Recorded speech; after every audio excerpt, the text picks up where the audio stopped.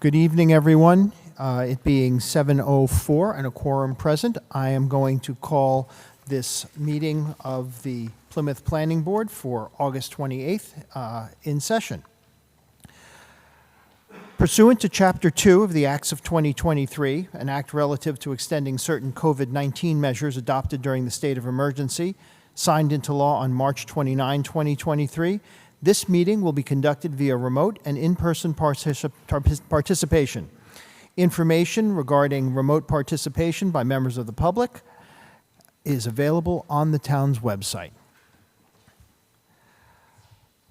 Tonight we're going to start with our administrative notes. We have no minutes, no covenants, plans, and releases. We do have a Form A plan. A4883 Jackson Lane Realty Trust, lot line adjustment, map 27, lot 73A. Any questions from the board? Seeing none, I will entertain a motion. Motion to approve. Mr. Bennett moves to approve. Do I have a second? Mr. Grandy seconds. Any discussion? As all members are present in the room, I'll just call for a raise of hands. All in favor? Unanimous. Next on our agenda for the evening are announcements. I'm going to start with a planning department announcement. The town has received an economic development grant to do a master plan to determine best uses for different portions of the Holtec property, if the town were to be able to acquire some or all of the 1,500 acres. The grant is for $268,000, with $350,000 total with matching funds. So we will be updating people as we have further information regarding that. Next, we have Open Space Committee information. I'm sorry, sir, we are not doing public comment at this point. I'm sorry? We're not doing public comment at this point. Okay, we will dial back to some of the things you already discussed. No, sir. There's no public comment on this. Can I ask what it is you wish to speak about? The Pine Hills Park That Road? Okay, that has not come up yet. Okay. That's much later in the agenda. Trust me, we will call the agenda items. Thank you. Open Space Committee. On October 5th, the Open Space Committee is going to launch its Storybook Walk series, beginning at 10 a.m. at Seaside Trail. And for those who don't feel like hearing a story but still want to take a walk that day, we do have a town-wide cleanup event also starting at 10 a.m. So hopefully you'll find interest in one of those two things, but please do sign up. The Open Space Committee would love to have as many people attending as possible. The Manomet Village Steering Committee is meeting tomorrow, August 29th at 6 p.m. here in Town Hall. The agenda is on the town's website. The Master Plan Committee has its next pop-up event scheduled for September 6th at the Center for Active Living. Members of the committee and the consulting team will be available to hear from the residents between 11 and 2. On September 12th, there will be a joint Master Plan Open Space Committee listening session to discuss the residents' open space goal. That's going to be held at the Plymouth Library starting at 6 p.m. And finally, the Land Bank, which is a planning board initiative, will be presented, the Fall Town Meeting article will be presented to the Advisory and Finance Committee on September 4, beginning at 7 p.m., also here at Town Hall. And obviously, people are available to see that live via Zoom and via the local scene, formerly PAC TV.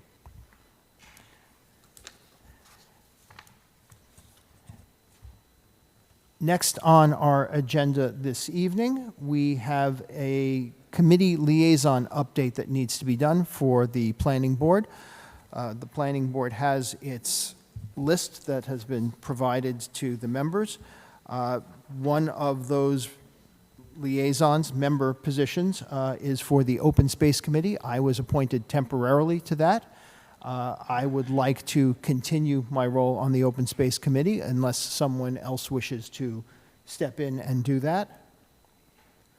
Seeing no interest, I will ask for a motion to appoint me for a continuing term on the Open Space Committee. So moved. Second. I have a motion and a second. Any discussion? Seeing none, all in favor? It is unanimous. Thank you. Next on our agenda this evening, we have the North Plymouth Steering Committee update.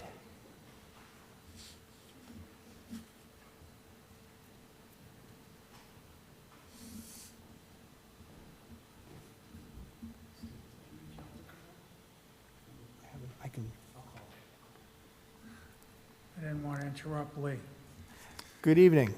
My name is Kevin Leary. I'm currently the sitting chair for the North Plymouth Steering Committee. Just so everyone knows, we meet the second Wednesday of the month in the Cottage Museum at Cottage Park. Change that. The only 2 months that we do not meet are July and August, which has been, ever since I started on the committee about 20-some odd years ago, we've always taken that summer hiatus. So I guess I'll just go into my notes here. And starting in North Plymouth, we differ a little from south of town in that previously it was thought on the committee that North Plymouth was mostly built out. And that kind of reflects back to when the town did the moratorium on building permits. And everybody at that time, which is all new members now except myself, but everybody thought at the time that that wasn't really going to affect it that much because it seemed like North Plymouth was built out for the most part. Little did we know. But as time passes, the Cottage Commerce Center at the top and at the top of Cherry Street, the industrial park, some of the unused portions of the land are starting to fill out. There have been some difficulties being brought to light as when we reviewed Claremont Assisted Living and the mental health facility on Cherry Street, which was the issue with the town water, which I know is being addressed at this time, or at least hopefully. I think it's on town meeting. At our meeting in October, previous to that, we had requested a visit from a police officer that was on detail in the North Plymouth neighborhood. So Sergeant Lawson and Officer Lynn Scott came, and kind of to our surprise, there was some talk about there being issues with drugs and so forth over at the Harbor Walk Apartments, not by anybody in the committee. It's just hearing it from the neighborhood. But to our surprise, when the police came to the meeting, they said that it wasn't as such. They said most of the things that they ran into over there were things that when you have a lot of people in proximity, they come up, you know, arguments between neighbors and that sort of thing. But they said that all problematic things had kind of been eliminated from there. Shortly after that, we were assigned a liaison officer by Chief Dana Flynn. I guess he assigned officers to all the steering committees.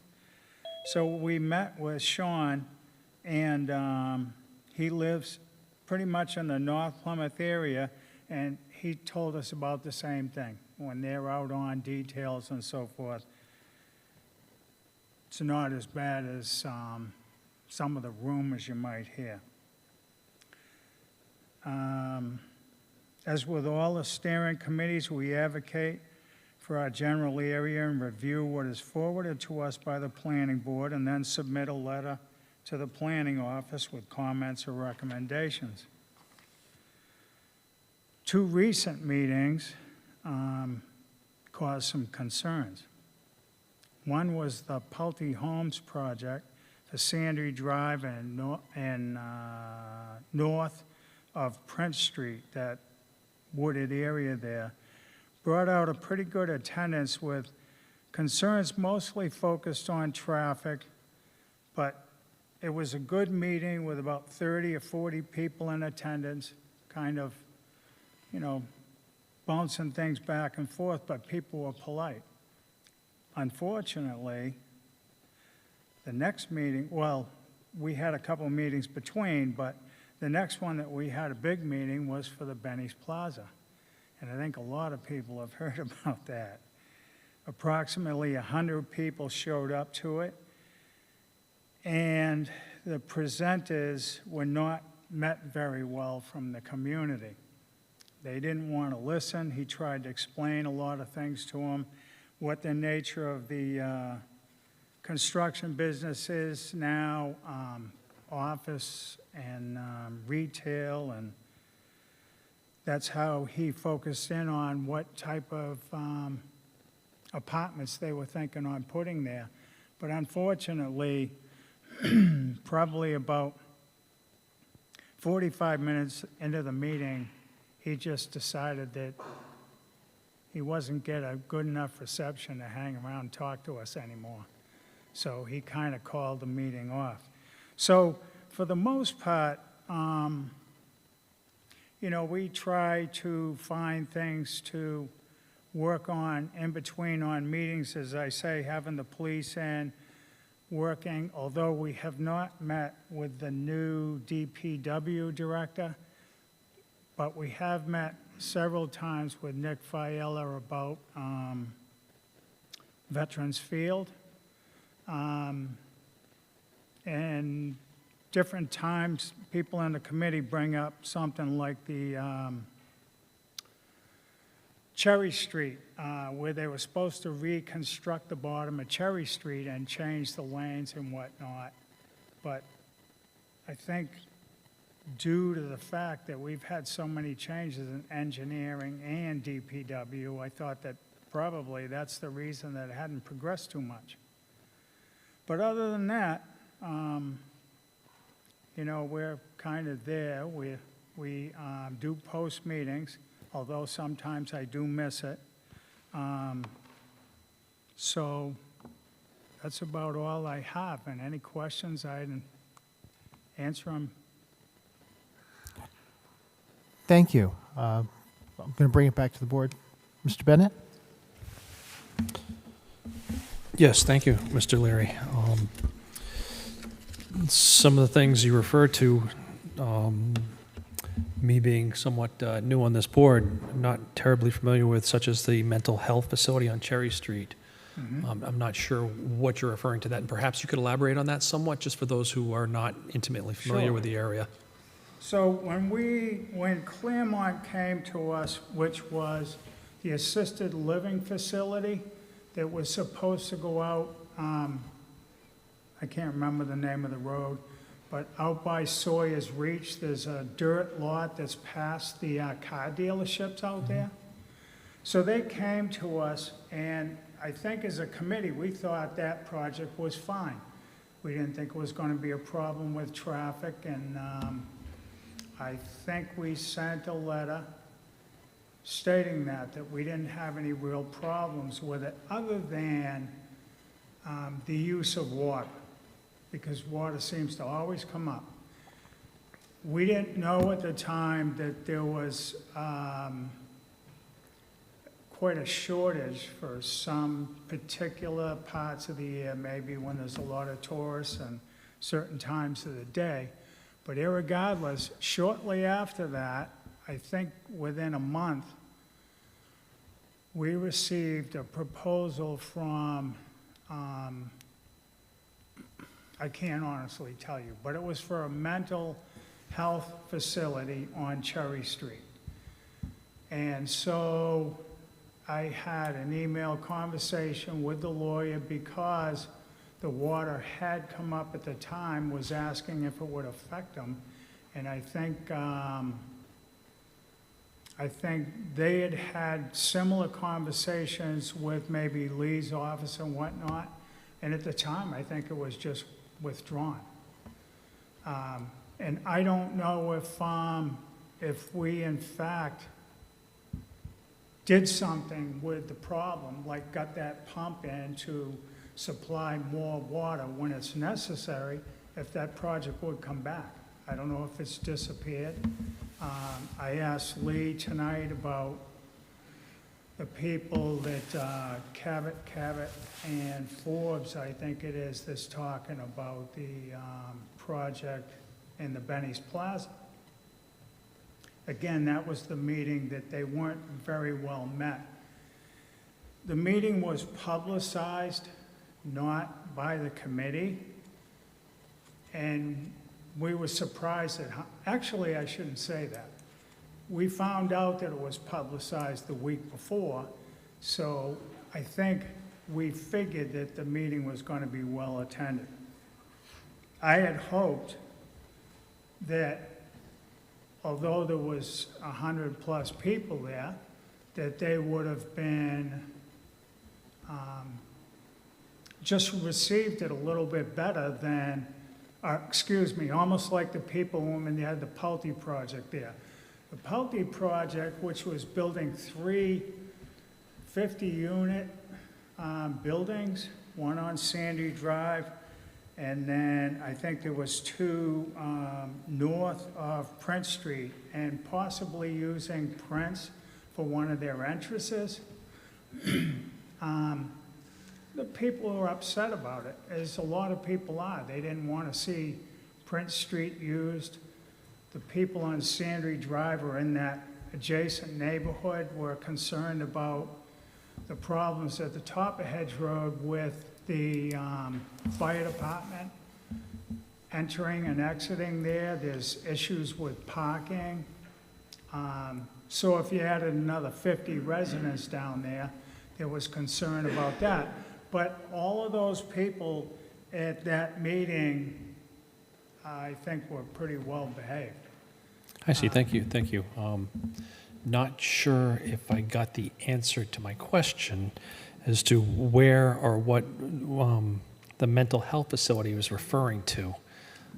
Perhaps, I think Mr. Hartman has some input It here. was a proposal that came into the town just as we were hearing about this water deficit issue I from see. the DPW, so. Okay, so something that it didn't go anywhere? Right, and the DPW made it very clear, you can come and go through the process, but you have to build a well, which wasn't feasible or possible, so they withdrew before it ever went Okay, too far. all right, thank you, Mr. Hartman, appreciate that. I I have apologize. a second question for you, is, and I think I'm going to beat the chairman to it, is the meeting that you had with the proponent of this Benny's Plaza project, or whatever, is certainly something myself as a planning board member would have liked to attend.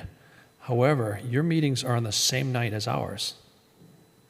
So I'm going to respectfully ask you to consider maybe adjusting your meeting schedule so that it is not the same night as planning board meetings, so that should interested planning board members wish to attend, we could, and/or members of the public would like to attend both of those because we're obviously interrelated, that they could. So Yeah. just a request that I'd like you to consider. Thank you. And Lee passed that on to me a month ago. We went through that process probably, and I don't know the reason, about a year ago, and unfortunately, one of our members, it seemed like the only night it worked out for him. So at the time, it was not a problem, and it's the same night it has always been. It follows the meeting that we have at the Cordish Park Historical Society, and it's in the same location. So it was always good for different people that attended both meetings.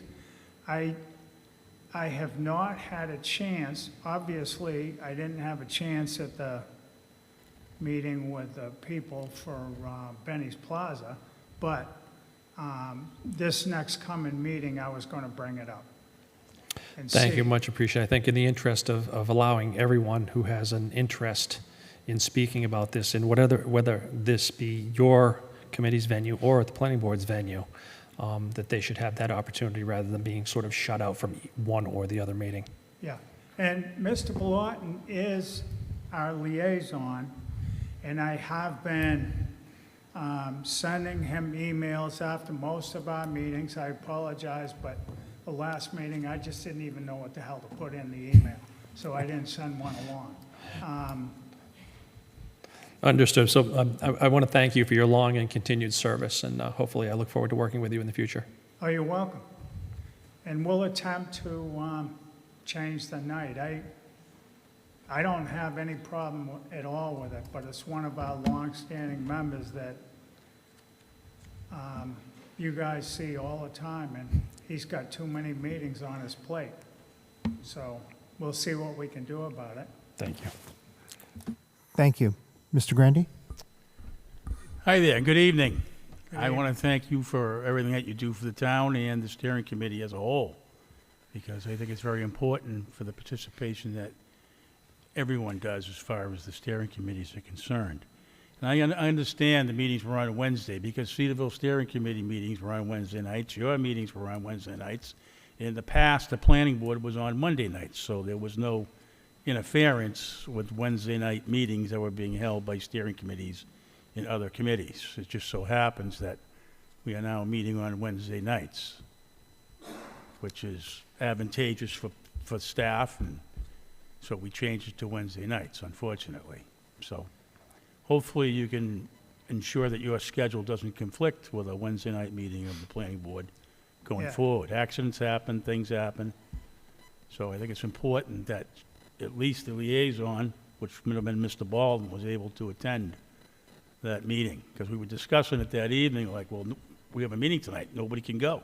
Yeah, So- I understand it. I just, and Lee brought it up. He said that, you know, there's board members that want to attend. I happen to, not for this particular reason, but looking, and I noticed that other steering committees have their meetings on Wednesday night. And I'll push for you. You know? Just do your best to try to not schedule a Okay. steering committee meeting the Yeah. same night as the planning Well, board you meeting. guys could switch back to Monday if you want. Talk to Lee about that. Thank you again. Okay, you're welcome. Thank you. Thank you, Mr. Grandy.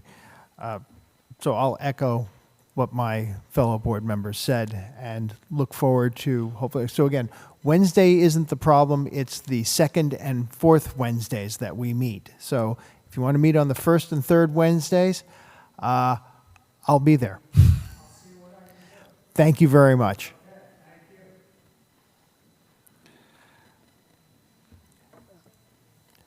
Next on our agenda, we have an informational presentation from Massachusetts Cranberries.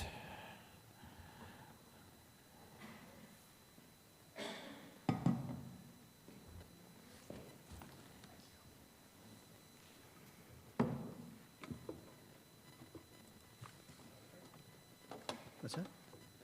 I didn't want it to be obnoxious. Is this doing anything?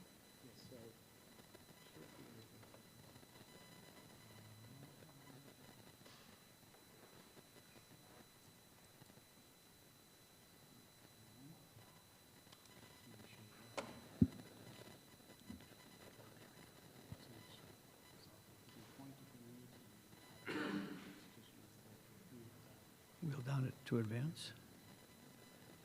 All right, thank you. Good evening. I'm Brian Wick with Massachusetts Cranberries. Karen Cahill is our Deputy Executive Director. I'm the Executive Director. And we've been visiting some of our municipalities to introduce ourselves to those who don't know us and to help reintroduce the cranberry industry of Massachusetts to our local communities. Whoops. So this is the agenda that we're going to cover tonight. I'll start with a little background on the Growers Association. We were founded in 1888. We're one of the oldest continuous farming organizations in the country. We represent the approximately 300 cranberry growers of Massachusetts, all found in the southeastern part of the state, Cape Cod and the island of Nantucket. We're a member-based nonprofit. We help with regulatory compliance, professional development, community outreach, and more. We've helped invest hundreds of thousands of dollars into horticultural research, and we'll talk about that a little bit further, to help our growers improve their production and their environmental footprint. And we have a staff of 4 people based in Plymouth, and we have a 13-member board of directors. So this is where cranberries are found, if you're not familiar with it. In the US, there are 5 major growing regions, and then in Canada, there's 2 major regions, British Columbia and Quebec. Massachusetts is the second largest growing region. Wisconsin is the largest.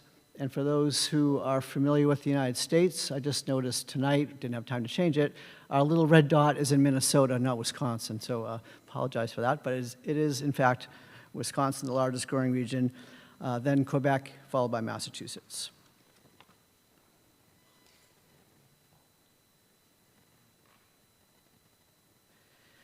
Getting a little closer to home, these red polygons represent where the cranberry bogs of Massachusetts are found. We're the #1 food crop in the state. There's approximately 13,000 acres of producing cranberry bogs. And when you combine that with the open space, the surrounding lands of those bogs, it's about 60,000 acres, plus or minus, of open space that the cranberry industry has in southeastern Massachusetts. The average farm size is about 15 to 20 acres of producing cranberry bog. Many of our bogs are over 100 years old. Most of them are multi-generational. And the average age of our farmer is about 60 years old, which is a concern. I would like to see that demographic go down a bit, but that is not unique to agriculture in the United States. It's very common across the board to have an aging farming population. Cranberries also have a strong economic impact on our region. This is a study that was done by Farm Credit East. They're the largest agricultural lender in the area. And if you look at both on-bog production, the businesses, the manufacturers, and also the companies that provide goods and services to the industry, when you total that up, there's about 6,400 jobs that are directly or indirectly because of the cranberry industry, and they contribute about $1.7 billion in annual activity to the Commonwealth. So cranberry's been growing here commercially since 1816. So in that 200 plus years, there's been quite a bit of innovation, resilience, a lot of change. And the basic overview of the cranberry industry is some of the environmental benefits to cranberry bogs, because most of our bogs are in natural wetlands, and that's where probably more than 80% of our cranberries are grown. And just like any other natural wetland, they help recharge the aquifer. They provide stormwater flood control advantages. It helps with open space, habitat for many different species of wildlife, and they help filter groundwater. So when you look at it, the 365 days of cranberry growing, these are some of the major things that are happening in each growing season. Tonight's presentation is not a Cranberries 101. That's a whole other facet of it, which you do not have time for. But just in general, during the winter, the bogs are flooded to protect them from the cold. Sanding is done in the wintertime. I'll go into that a little bit more detail later. Equipment gets maintained. Then in the spring, growers have to be cautious of frost protection. The growing bud is very sensitive to frost. That's when our insects and our weeds start to pop up, so growers need to monitor for that. In the summer is when pollination occurs. June is pollination month, and then the cranberries will need to be fertilized in order to grow the berries. And integrated pest management is done during the spring and summer months, where the cranberry growers are actively scouting to find out what bugs, what pests are out there, and what quantities, etc. And then in the fall, growers again are frost protecting to protect the berries now from the cold, and then harvest. So harvest is what most people are familiar with. The wet harvest is the shot on the left.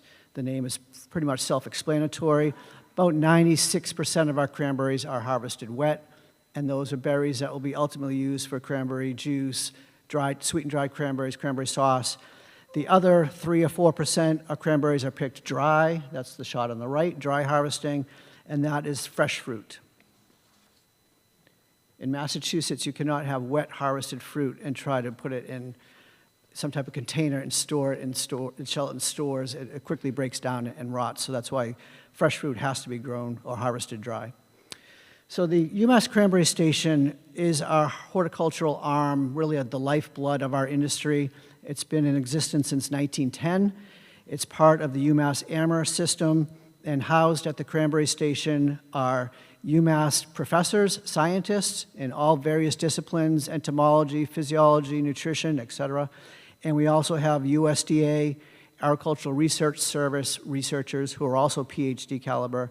They're all housed there, and their sole purpose is to study cranberries. They provide extension services, workshops to the growers, and they provide the books like our annual chart books and publications to help the growers with how to grow cranberries. They develop our best management practices and a cranberry production guide, which is not only for growers but also for the general public to help them understand the many facets of growing cranberries. And that's in Wareham, if I didn't point that out earlier. So a little overview on the regulatory oversight that cranberries have. These are not designed to be a complete list. It's just some of the major ones. The US EPA has oversight over the Clean Water Act and pesticide use for cranberries. The US Army Corps of Engineers has oversight on the Clean Water Act.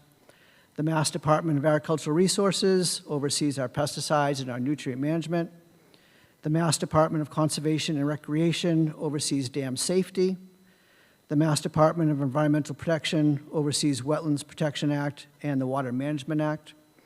And the Mass Department of Fish and Game has oversight over androgynous fish, natural heritage, and endangered species program.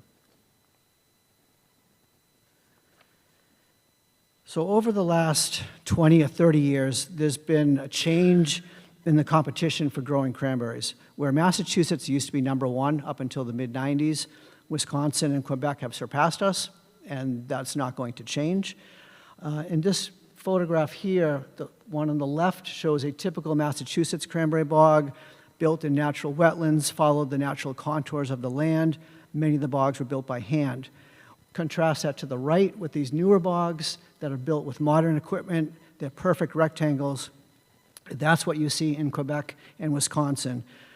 The pest pressure is much less, particularly in Quebec, because it's a newer growing region, so they don't have what we have here in Massachusetts, which is thousands of years of natural pests, because our cranberries have been found here naturally since the glaciers left. We also have more heirloom varieties of cranberries. These are the older, traditional varieties of cranberry. We have about 40% of our production is in the heirloom, as compared to those other growing regions where they're virtually 100% in the newer hybrids that produce more cranberries on that same footprint. And our labor challenges are also different. It's just a higher cost growing region to grow anything in Massachusetts compared to those other regions. Labor is higher, taxes, et cetera. Those are just some of the facets that we can't change, and that's just the way it is.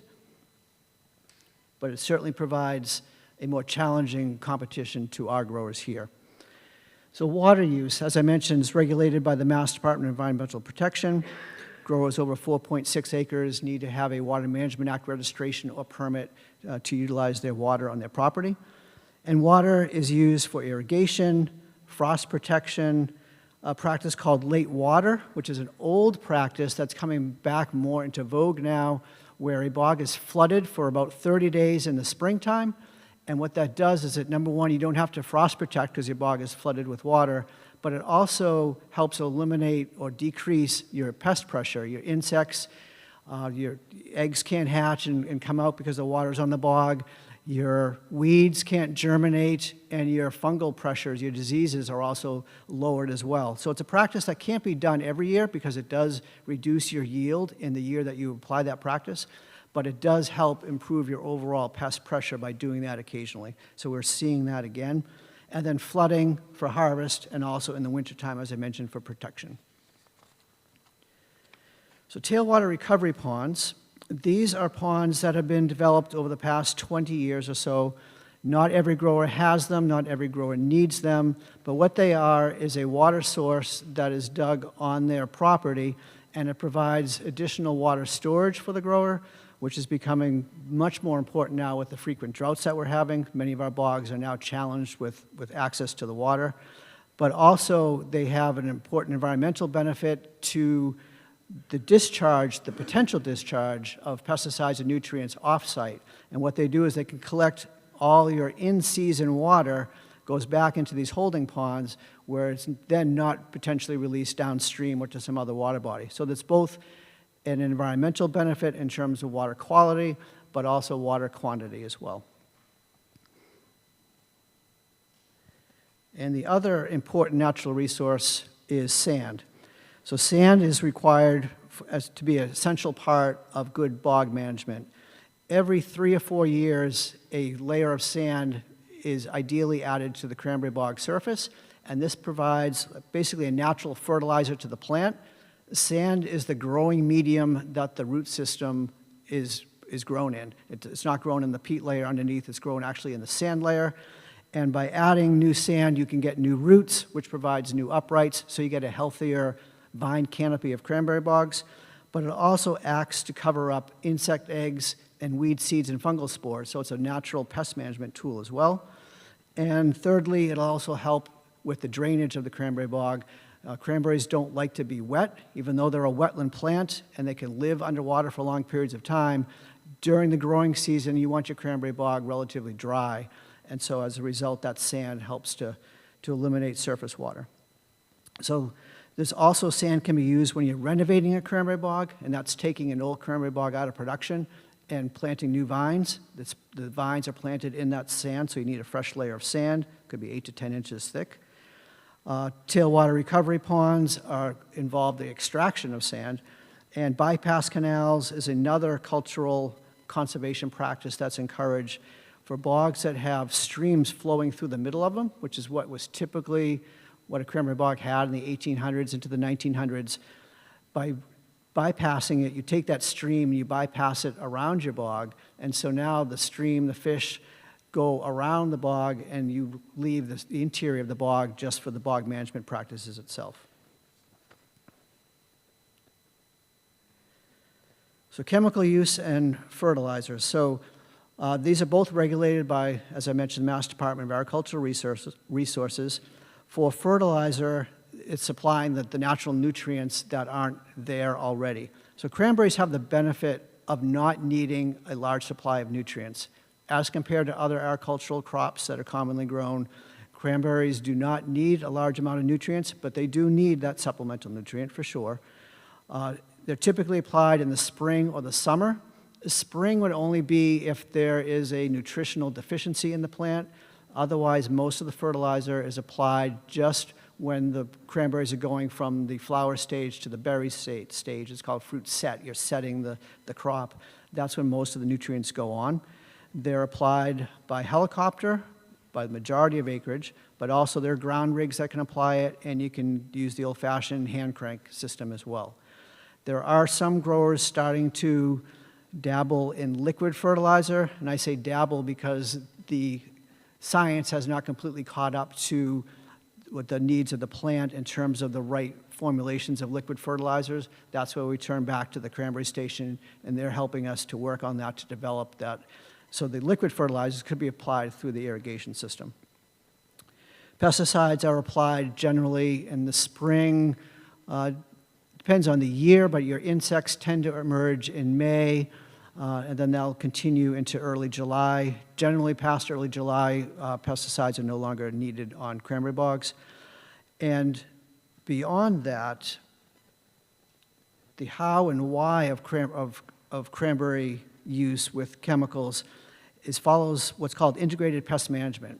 And this is a methodology that was developed in the 1980s by the UMass Cranberry Station. And we were one of the first commodities to have a successful IPM program in the country. And what it is, it's a system where a farmer would look at various means of controlling pests in their system. That could be chemical, also mechanical, biological, and cultural. And some of the chemical ones are quite obvious: insecticides, fungicides, insecticides, herbicides.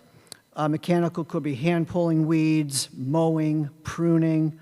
Biological is biological pesticides, the use of pheromones, nematodes, beneficial nematodes. Cultural ones could include that late water practice that I mentioned earlier in the spring, sanding, drainage, canopy management. All those get factored into the decision-making of a cranberry grower. The days of just spraying based on the calendar, if it's June 20th and I put this chemical out, that's not how farming is done these days. It's all done based on knowing what your crop needs are, what your plants need, what insects are out there, what's their life stage at. Is it too early to treat? Is it too late to treat? All these are factors that go into pest management, and the growers scout their bogs weekly. So there's that picture there of that woman, has an insect net, and she's combing through the cranberries looking to see what bugs are out there. And then that will get counted amongst the entire bog, and the grower will make a determination of whether they need to treat or not and how they can treat it. So IPM is really changing how pesticides are used today. So the pesticides, they're regulated, as I said, by the Department of Agricultural Resources and Environmental Protection Agency. Our growers are licensed. They need to have continuing education to maintain their licenses. They use the IPM principles, as I mentioned previously. And our pesticides, by and large, have low leaching potential. Most of the chemicals that are used go on the bog surface themselves and get held up in that bog medium, that peat layer. And also, besides, I should point out how the chemicals are applied. Most of them are applied through the chemigation system, so through the irrigation system. They turn their pumps on, they eject the chemical, it goes onto the bog, but they can also use sprayers and wipes as well. By and large, there is very little to no helicopter application of pesticides. It's very rare. We have too many people around us to have that be a consideration. So renovation is the process of replanting a cranberry bog. As I mentioned, some of our bogs are 100+ years old. It's the same vine stock, and they're starting to lose their vigor. They're not producing as much, or they could be being overtaken by weeds. That we're growing now more weeds than cranberries. So as a result, your only option is to scrape off that old vine material and restart. And so they'll take that top material off. They'll bring in fresh sand. Depending on the grower's practice, somewhere between 8 to 10 inches of sand is quite typical. They'll put that on the surface of the bog, and then they'll take vine cuttings from an existing bog and spread it out and disc it in with the tractor, or they'll grow cranberries in a greenhouse in plugs and insert the plugs into the cranberry bog. The plugs have an established root system, so they take up much faster. You get your bog filling in faster, but they're more expensive because of the additional labor that's involved. Most cranberry growers use the cutting method. A renovated cranberry bog, besides increasing production, it's helping to meet marketplace demands. The dried cranberry is actually the largest market now for our cranberries, that sweetened dried cranberry. And the manufacturers are looking for a bigger berry than our older traditional varieties of cranberries provide. There's also some conservation benefits to a renovated cranberry bog. The bogs will now be laser leveled. They're usually leveled, they have to be leveled within 2 inches of grade, whereas some of our older bogs might be 2 or 3 feet out of grade. So now your bog is perfectly level, so when you go to flood that for harvest time, you're using much less water. It helps improve the irrigation system, because this is the time where you can upgrade your system, new pumps, new heads, new flumes, etc. And you'll use less water because the newer varieties of cranberries that have been developed actually like less water than our older heirloom varieties.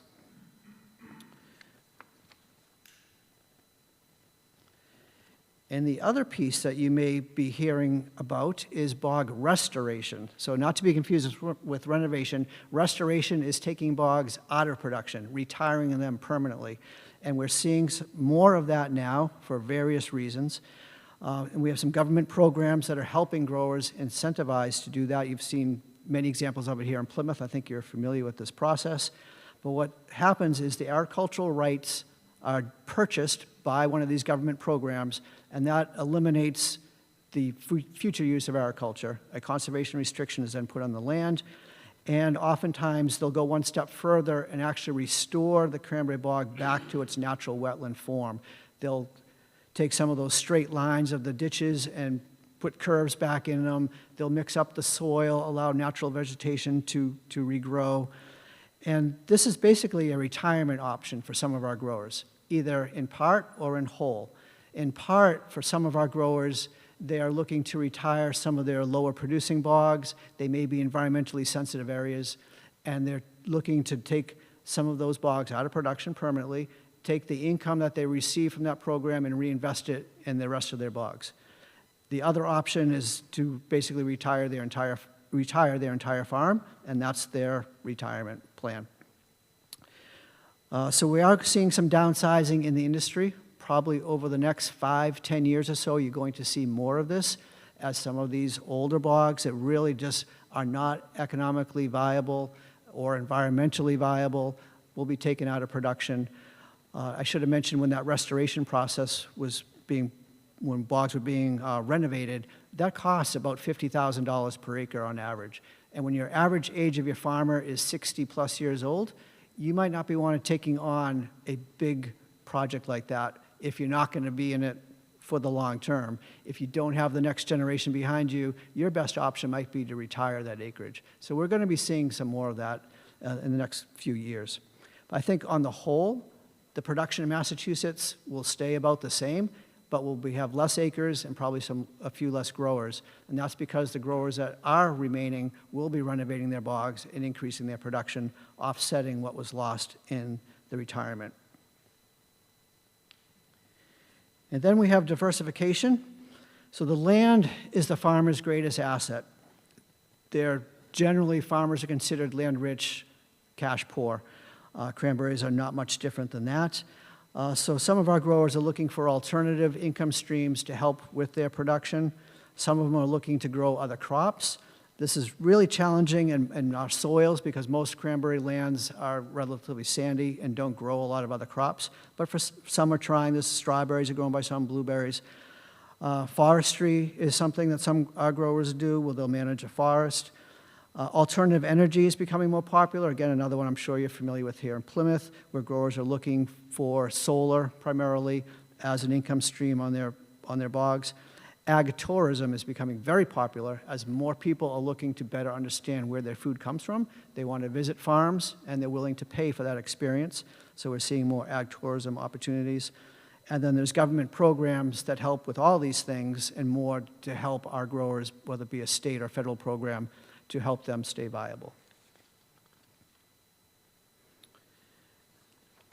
And lastly, we have new opportunities in the industry. We're always looking for new technology. This is a photograph here of a large-scale agricultural drone. This can hold about 100 pounds or so of weight, so that could be fertilizer, it could be pesticides. We're really in the experimental stages of this, but drones are becoming a look to the future as as an option for many of our growers, not just here in Massachusetts, but in farms across the country. So we have a few growers who are trying this out.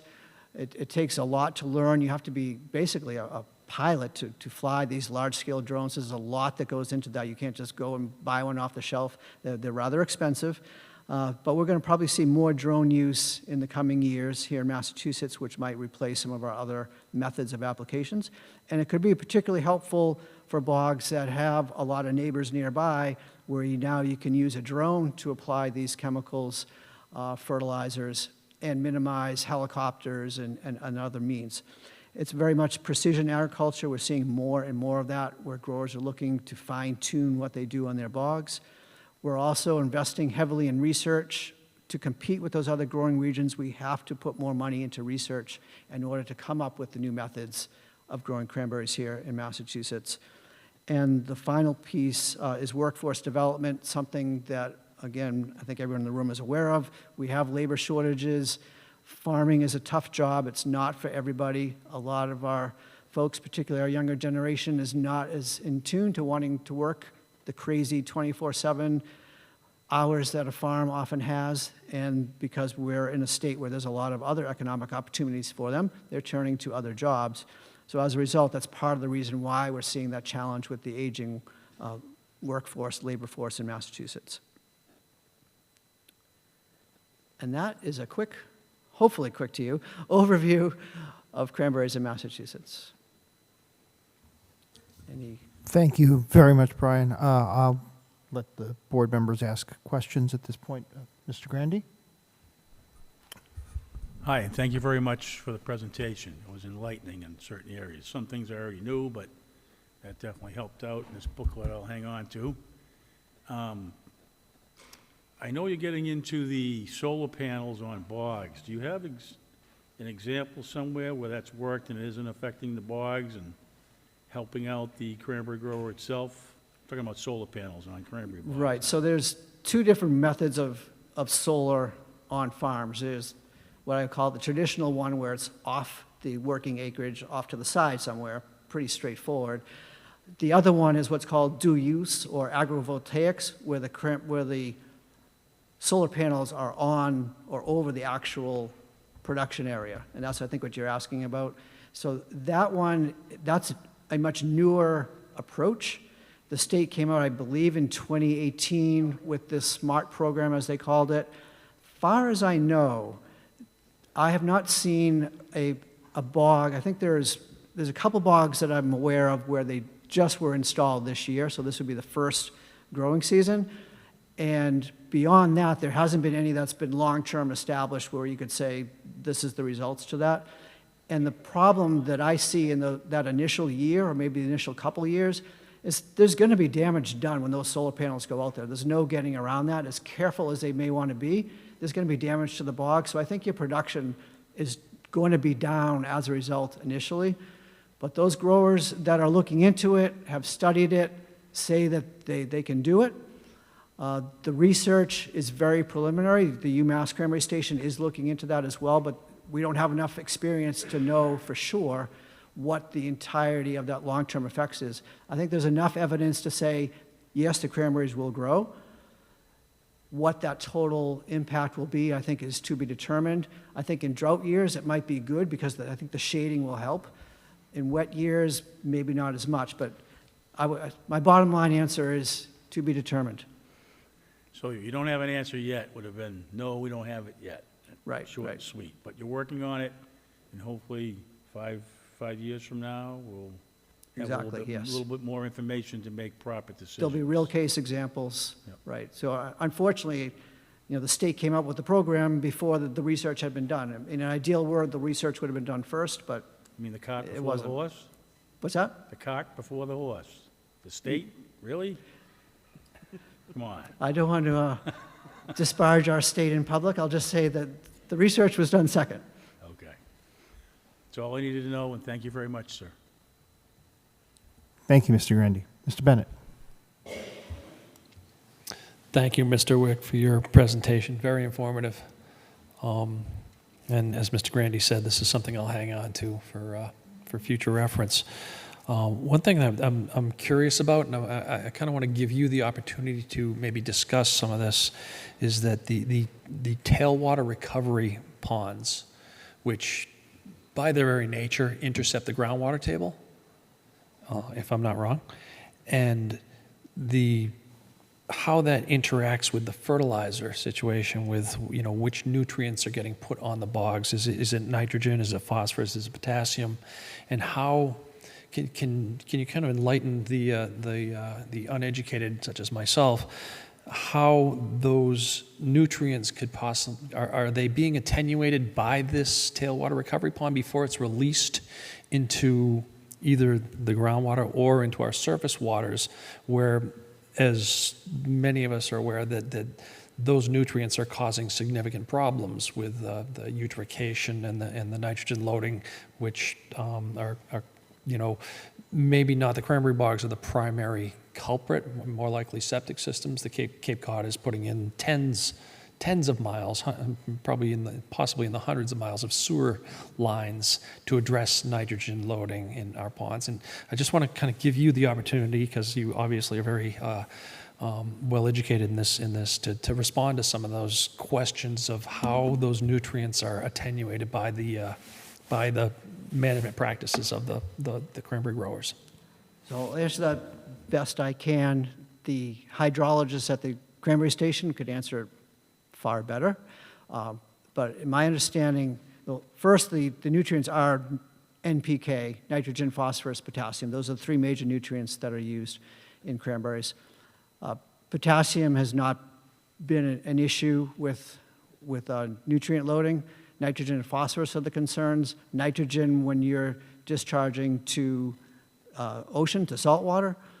Phosphorus is generally the problem on our freshwater ponds because they're phosphorus deficient, and the mixture of the phosphorus is what causes our algal blooms and that sort of thing. So that's really our main focus on most of our systems, because most of our growers aren't discharging to the ocean, but some do, and some to rivers, et cetera. So nitrogen is still a concern. The understanding that I have is that by the large surface area of the tailwater recovery ponds, that they are holding the nutrients in that water column, in that pond itself. And the nature of the aquifer and these tailwater ponds is that the aquifer is going into the ponds rather than the ponds going into the aquifer due to pressure. Again, this is where the hydrologist can explain that far better than I. But these ponds are encouraged by the USDA, the Natural Resource Conservation Service, who have studied these for many years. I know the Cranberry Station encourages them. So the environmental benefits will far outweigh any of the concerns of the nutrients going where they're not intended to, because that's the whole idea behind these ponds, is to keep the nutrients on site and not have them dissipate. They can also settle into the phosphorus in particular will settle into the nutrients in the pond itself and get bound up there as well. That's about as far as I want to publicly go with that, because I really don't have a strong understanding. Again, I follow what the science says, and the science is saying tailwater recovery ponds, when possible, make a significant contribution to the environment. And a study that I saw recently said, this was on tailwater recovery ponds in the south, and they studied them over a period of years, and there was a range of 20 to 90% of the nutrients were retained by the ponds, with an average, I think, of around 30%. So a significant amount of nutrients are retained on site by this. So that's the positive aspect for sure. That's definitely a positive aspect. And that's kind of what I was looking for, is looking for somebody who's obviously smarter than I in this subject to help us understand that the tailwater recovery ponds are more of a net benefit rather than a net detriment to the nutrient loading situation that we're facing and having to deal with to a great expense. So thank you. Thank you, Mr. Bennett. So we certainly have a lot of questions that are asked every time a tailwater recovery pond is being constructed. That's primarily where this board gets involved, is new construction. And as you indicated, tailwater recovery ponds are sand extraction events. What happens to that sand? Is that the same sand, type of sand that gets reused when sanding a bog or renovating a bog? So not to speak in specificity, because every situation can and is different, but in general, when you're digging a tailwater recovery pond, first we want to make sure that they're scaled properly, that they've been ideally designed by a farm planner who has looked at it and has scaled it appropriately. So it's not out of whack. Say you have a 1 acre bog and you're putting in a 10 acre pond. I mean, that would be out of scale. So we want something that's built to scale, that's been engineered properly. Secondly, when that earth is being removed, that's nothing but a straight cost to the grower. Most growers don't have their own equipment, so they're farming that out. They're, poor choice of words, but someone else is coming in to do that extraction. And as a result, they're paying for that. And so there's a cost for them to have that done. Because the tailwater recovery pond is providing environmental benefit, there's no production benefit per se. So as a result, thirdly, that's a large amount of material that's coming out of there. A lot of earth is being removed. I would like to see as much of it used on the bog as possible. I think most growers or all growers would want to see that as well. You can only stockpile so much of it if it's a large pond. And to help cover those costs that you're incurring, most likely most growers are selling that material. There's no doubt about that. And that goes into the permitting process and all that, which we encourage that. We want that to be above board. So that material can then be sold to other cranberry growers or other users of sand that are out there. And that's where I step back, because that's not the area that I want to be in. We encourage the tailwater recovery ponds for the environmental and the water savings benefit. But how that gets done really needs to be between you folks as the regulators in the community and the applicant. Thank you very much. That's very helpful. Any further questions from the board? Thank you again for coming in. This is very informative for us and helpful to us as we start to try and understand development around these existing bogs. Absolutely. Thank you for the opportunity. Let me know if you have any further questions as time goes along. Just feel free to reach out. If you have a project that comes your way you want another opinion on, happy to give my insights. Thank you. Greatly appreciated. Next on our agenda this evening, we have ZBA 4132, 120R Water Street. This is a special permit required per section 203-9C to expand a pre-existing non-conforming structure per section 203-7J to waive number of required parking spaces per section 205-15DH, and dimensional table to waive side and rear setback to construct a replacement retail building. The Planning Board is advisory to the Zoning Board of Appeals on this matter, which will have the final say. Do we have the petitioner?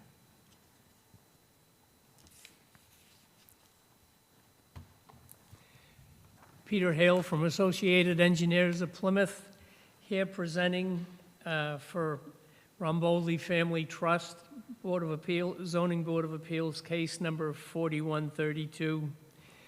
With me tonight are Russell Romboli Jr., the petitioner, Bill Fornacieri, the architect for this project, and Bill Shaw, the civil engineer for this project. December 13th, 2023, a building was demolished under a emergency demolition permit due to structural damage suffered from work that was being done on Water Street. So the applicant wants to replace that building, and he's decided that he would like to replace it with a slightly larger building and a two-story building in place of the former one-story building. The area that we're talking about is 120R Water Street. That is a building that used to be behind Ziggy's ice cream building at 120 Water Street. The former building was 19.1 feet by 20.4 feet by about 12 feet high. I say about because I had to get that height by scaling a photograph of the building since it's been demolished.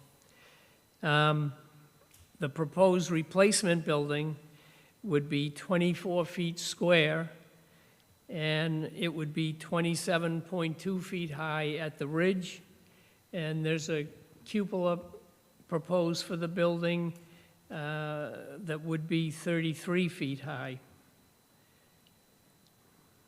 The lot that we're working on is 4,468 square feet.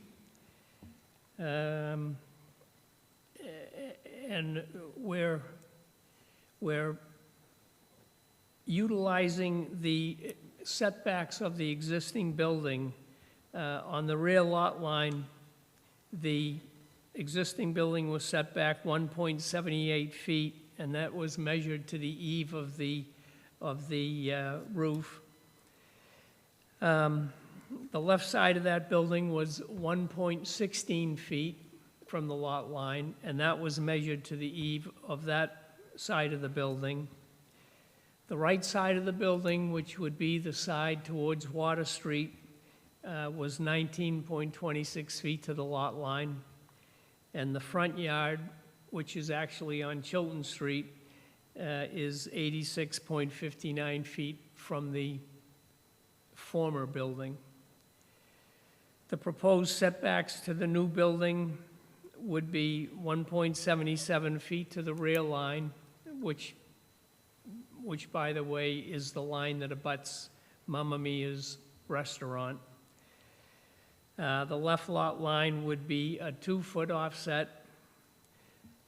The right side lot line, the lot line towards Water Street, would be 12.57 feet, and that's measured to a 2.2-foot wide hood that's on that side of the building. The hood is a overhang.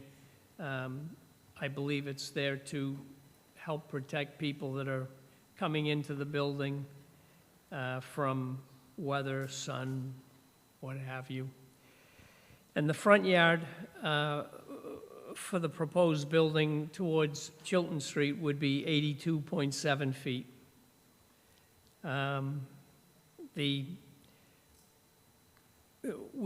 We have designed the roof drains from the building to go into a galley system. Currently, the roof drains from the former building drained into Water Street. And the building will use existing sewer water and gas connections.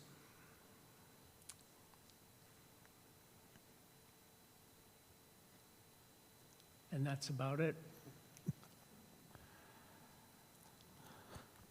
Okay, unless the board members object, I'd like to open this to public comment first. Comment or questions? Go ahead, Mr. Bennett. Evening, Mr. Hale. It's a pleasure to see you. I apologize, maybe I wasn't listening closely enough. So am I to understand that the stormwater runoff is now going to be infiltrated, whereas it was not previously? Stormwater runoff from the roof of the structure. Okay, so there will be a net reduction in runoff Yes. Correct. into the harbor, essentially, and into the Water Street drainage system? Yes. Oh, thank you. By the way, there has been, this has been reviewed by the engineering department. They've issued some comments to which we've responded to, and are awaiting further correspondence with the engineering department. Although there doesn't seem to be anything negative about their initial review. Staff, any comments? Yes, thank you. Good evening. I believe most of the points have been adequately addressed by the applicant. I will just bring to your attention the parking waiver. For per section 203-8 of our zoning bylaw, a payment in lieu of parking can be made to the off-street parking fund for development within the downtown harbor district. Based on the schedule in our parking fund fee policy and the net square increase of space that would be provided in this proposal, we are recommending that the payment in lieu for the one additional parking space would be $800 be made to the parking fund for this proposal. And then in addition, the applicant is seeking to waive fees. The fees for this proposal, it was $44 for the abutter notification, advertising fees of $110 and change. And then there's a zoning board of appeals filing fee of $1,000. The zoning board of appeals may consider waiving their filing fee, but we're not able to recommend a waiver of the abutter notification and advertising fees. So ultimately, we are recommending that the planning board recommend to the Zoning Board of Appeals that this be granted with the conditions that, again, as always, any back payment of taxes or fees as applicable be made to the town, proof of payment, that prior to issuance of a building permit, the plans will be substantially revised to address any comments applicable by our town engineering department. The proposal will be subject to Historic District Commission approval, as it is in the Historic District, and then just that the applicant shall make that fee to the parking fund as stated a moment ago. And that's all I have for you. Thank you. Okay, I'm going to open this up to public comment first. If there's anybody who wishes to speak regarding this matter, anybody in the room? Anyone? Third call. Seeing no one in the room, is there anyone on Zoom who wishes to speak? So just get yourself recognized or turn your video on if you'd like to be recognized. I am not seeing anyone looking to be recognized. Okay, I will then bring it back to the board for questions, comments. So, Mr. Bennett, you want to continue? Thank you. I do see a letter in our package here from an abutter who clearly is not in favor of the project. I am quite familiar with this property, having enjoyed ice cream there many a time, as well as other delightful meals adjacent to the property. Based on the fact that we don't have any abutters here in opposition to the project, which were they in opposition, I would certainly like to hear from them. And the fact that Mr. Romboli was pretty severely affected by the collapse caused by what ultimately was a town project of the construction of Water Street, has lost revenue, rental revenue of that property, and actually the physical existence of the property. It was condemned and required to be torn down. Also the fact that the stormwater runoff, which is a pretty significant issue in that area because there is no non-impervious surface in the area whatsoever. It's all paved. I think that reducing the runoff there is a good thing. So in general, for those reasons, I'm in favor of this project. Thank you. Thank you, Mr. Bennett. Mr. Grandy. Okay. Hi, how you doing? I'm looking at you're extending the size of the building by an additional 190 square feet, somewhere in that range, correct? Yes. So what is the purpose of going to another floor versus exactly putting what was there before? The reasons for making it bigger is for more storage? Storage for Ziggy's, primarily. So the increase, as far as the square footage is concerned, is somewhere around 49% increase in the square footage. Can you hear me? Storage on the second floor. Did the building have parking before? No. Parking, Did it have any parking spaces before? no. Okay, I just want to make that clear. So you're making the building bigger and you're increasing the square footage.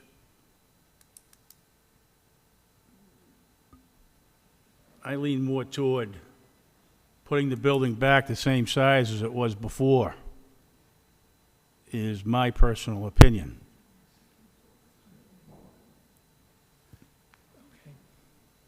Who was that, sir? Yeah, I'm Mr. Rumboldi. Hi. Hi, thank you for your question. So one of the main reasons for the second floor was to add a bathroom, because the previous building didn't have a bathroom.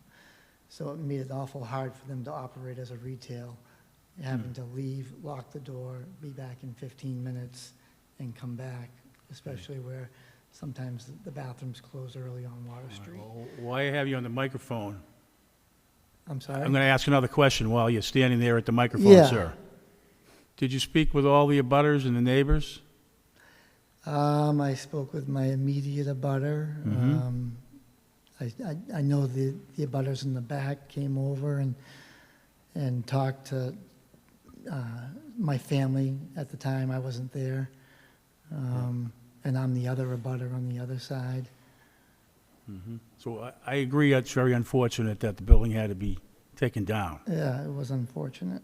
But when you look at the language, you know, pre-existing non-conforming structures may be enlarged if they are not detrimental to the neighborhood. I may not have cited the definition quite properly, but I gave the reasoning basically. So, the neighbors said what? Did they say anything to you about? Well, one neighbor is Mamma Mia's. Yeah, He's in favor of the project. okay.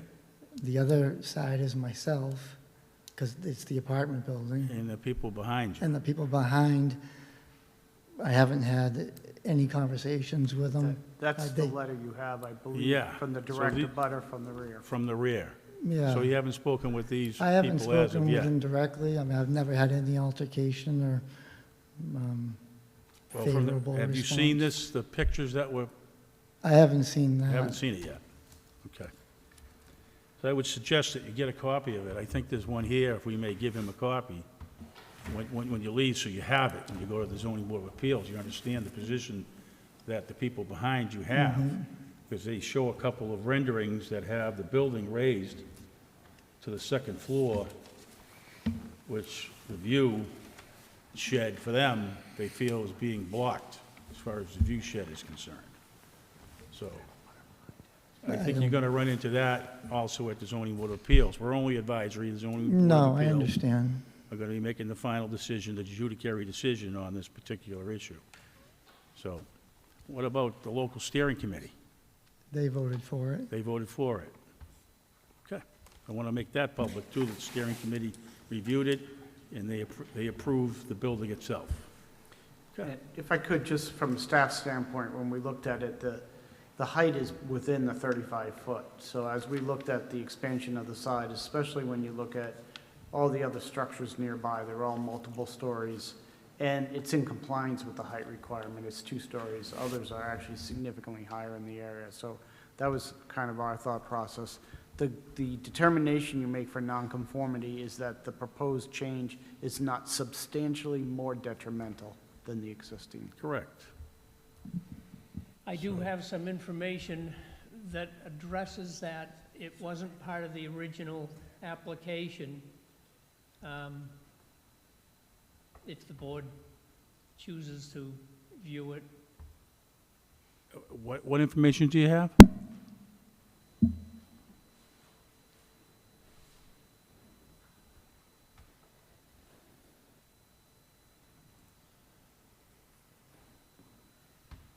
This is, okay. Okay. This is a view from the end of the deck on the condominium building behind the proposed addition. This is the proposed addition. This is the deck of the condominium on Chilton Street that's behind the property. From the middle of the deck, this is the view area that would be unobstructed or fairly unobstructed. There is some roof of the building here that will be in the view, but it won't obstruct them. Actually, let's see, well, I need to, We can take it if you Okay. want. just a minute. Yeah, I got it. Yeah, how's that?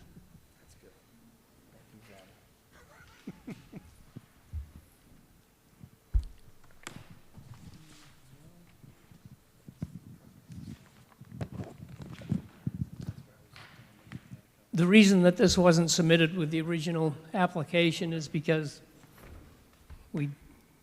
I guess we didn't need a height variance, so that information wasn't submitted. The peak of the roof, of the proposed roof is at elevation 48.3. It runs this way. The elevation of the deck on the condominium is about 39.7. I've added 5.5 feet to that. Can I interrupt you? The cupola height to the top of the cupola is? The height to the top of the cupola is, Do you have an elevation of the building with the cupola on it? yes. And the height of the cupola is 54.1.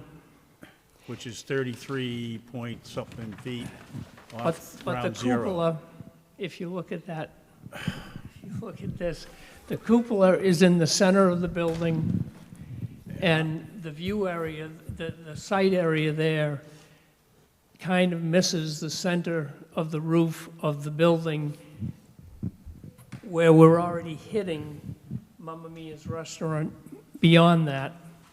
Okay. So they do lose some site in this area.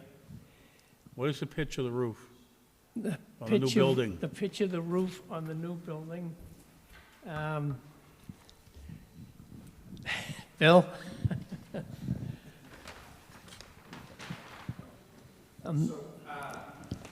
That's, I just want to remind the board that we still have to go in front of the Historic District Commission, so things can change on this building. The roof pitch on the main roof pitch and the model this building was based on is a historic barn on Chilton Street, but the roof pitch is a 12-12. I just would like the board to also know that Mr. Ramboldi's being a little modest here. He also had damage to the Ziggy's building and the apartment building. Damage to the structure of the apartment building, which now houses all the storage for Ziggy's, at some point will all have to be removed so that building can be repaired. He won't have any other place to store dry goods, food storage. That's the reason for the increase in this building. My point for the roof pitch is, can it be lowered, thus having it come down a little bit lower? We can definitely look at lowering it, but To a it's 10 pitch, maybe? possibly, yes. Anything to help the people behind that are, send this letter and information to the planning board this evening. So, I agree, yes, I want to see a building go back there, but when you're raising the height and increasing the square footage, going outside the existing footprint that was there, that's why you're here this evening, right? Yes, sir. So, is there a potential to lower the pitch, maybe to get a foot or two lower to help the residents in the back? Absolutely. Okay. I can't hear, I was talking to him and he said He yes. said we can remove the cupola. Remove the cupola? That's not necessary if you don't want to, if you want to have the cupola. It's not even in that view shed in his blue highlighted plan that I looked at. So I wouldn't be saying to remove the cupola, but I think maybe if you lower the pitch just a little bit of the roof rather than a 12-12, it might help a little bit. Something we can definitely look at. Appreciate that. Thank you. Thank you, Mr. Chairman. Thank you, Mr. Grandy. Mr. Grandy covered most of my sentiments as well and my thoughts on this as well. We are all quite sympathetic to Mr. Ramboldi's position. We also are very cognizant that this is part of the commercial district and commercial part of our waterfront as well as our residential. And so there does need to be a balance struck between the residents that are down there and the commerce that we encourage for our residents and tourism industry. So I'm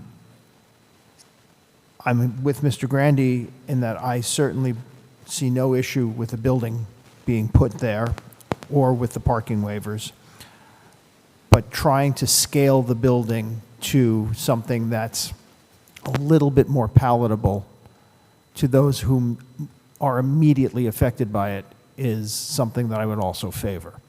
So as I listen to the board, I think there are two comments, but the first one is a motion could either be formed in one of two ways.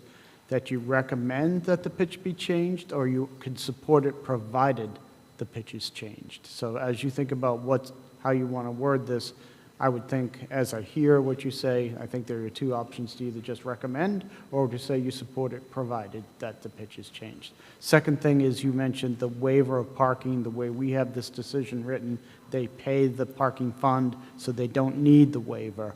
If you support the waiver, then we'll remove the payment of the $800. So that just, again, as you think about how you want to vote this. If I may, Mr. Chairman? Please, Mr. Grandy. Are they asking you to waive the fees? Yeah, my recommendation on the rest of the fees is to defer that to the ZBA. I think this board, if you want to weigh in on whether or not it's appropriate to waive the $800 parking fee and just say this is minimal, we're okay with that, I think that's appropriate for this board. The actual fees for the ZBA, I think I'd defer to them. I would say yes, defer to the zoning board on their fees, correct. Thank you, Mr. Chairman. Thank you, Mr. Grandy. I'd say my sentiment is, again, that I don't have a problem with the waiver of the parking, and an $800 fee is de minimis, especially in light of all that Mr. Imbaldi has gone through. So that would be my sentiment. I will defer to the board as far as a motion goes, but any further questions? Mr. Bennett? No, I don't have questions. I would like to state that I've looked at the site. I've seen the site prior to the demolition of the existing building. And I think that the threshold of not more detrimental is quite easily overcome in this case, because I think that the previous building, I'm going to be kind, was ugly. I think that the proposed design is much more attractive. I think it is much more benefit. So I don't think there's any detriment whatsoever. However, I am very cognizant of the abutters' very lengthy and detailed discussion of it, and I see a rendering of the building that makes a claim that their view is going to be entirely blocked. However, I don't see an architect's print on this, or title block or stamp or anything like that. So, I can draw sketches that tell a story. And were this something that was prepared by an architect or another professional, I'd certainly give it more credence. So I think that if that abutter were as aggrieved as their letter purports, that they would have been here to make their case. And perhaps they may be at the Zoning Board of Appeals hearing.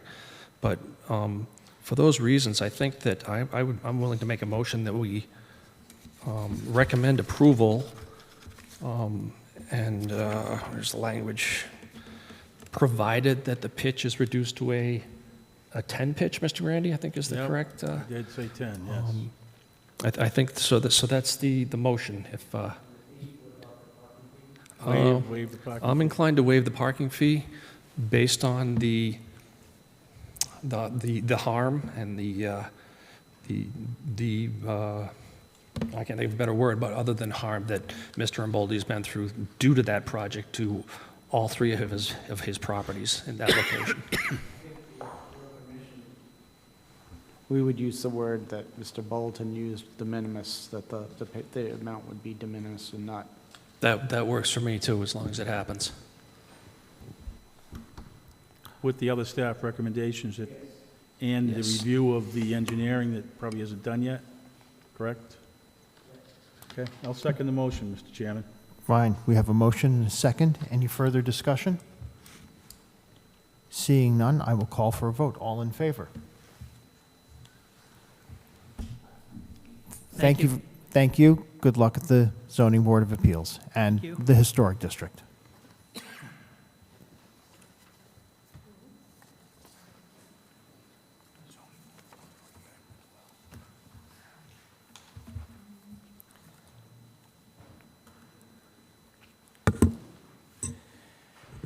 Next on our agenda this evening, we have a public hearing. I will read the formal public hearing notice. The Planning Board will hold a public hearing in the 1820 Courtroom, Town Hall, 26 Court Street, Plymouth, Massachusetts, on Wednesday, August 28, 2024, at 7:05 p.m.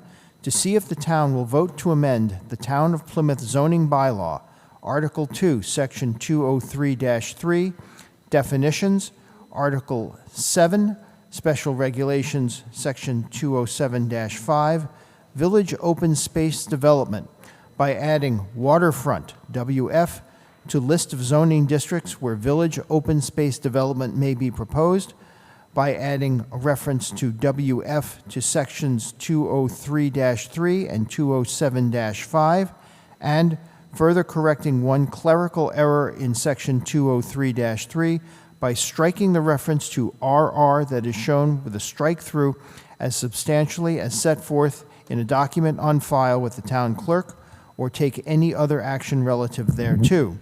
The full text of the zoning amendments and proposed zoning map and other information are available and may be inspected at the Office of Town Clerk and the Office of Planning and Development. Any person interested in desiring to be heard on this request should appear at the time and place designated.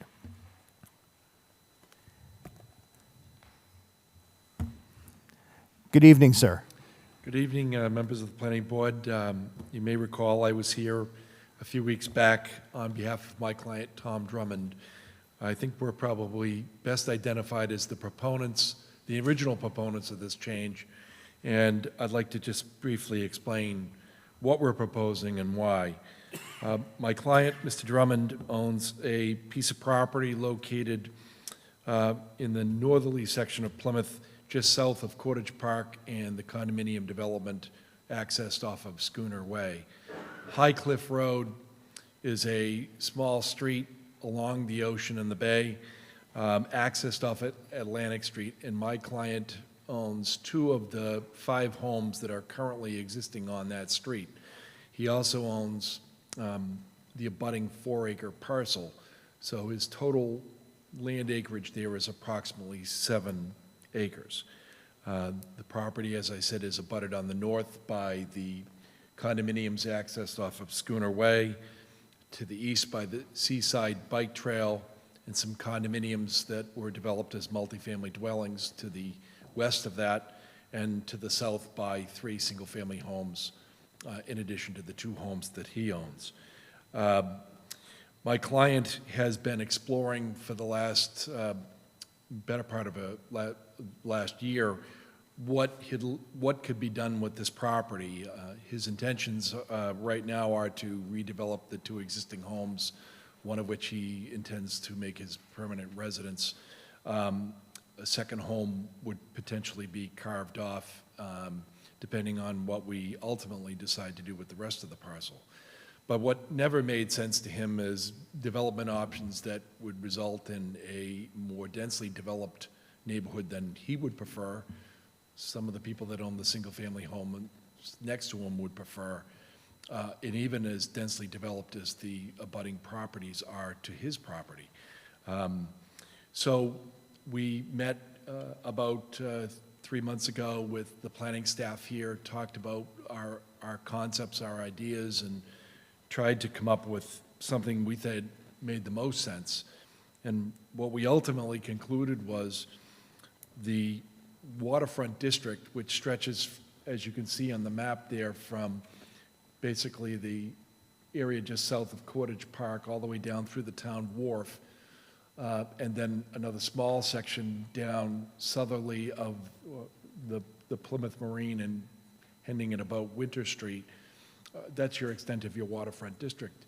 And a type of development that's authorized in the entirety of the R20 SL district, which you can see in orange, the R25 district, and the R20 MF district, is the village open space development. And I know you're probably familiar with the village open space development because you're the permit granting authority, so I don't need to tell you the type of development that could come in, but we think that that type of development is the best type of development that we could utilize to develop this property responsibly, avoid multifamily dwellings, which we're frankly not interested in, and come up with a development that would have superior design features and feature a significant amount of open space. As I indicated, we have about 7 acres total on the northerly section of this property, and I don't have a better view of our property because it's not just about this property. We have at least about 2 acres of land that is accessible off of the Seaside Bike Trail, which we could conceptually envision becoming open space, providing public access to the waterfront, which there isn't a significant amount of in that particular area. It would be a nice amenity to have off of the Seaside Bike Trail, and something that doesn't in any way detract from my clients' goals and objectives, and this is an option that's available under the Village Open Space Development.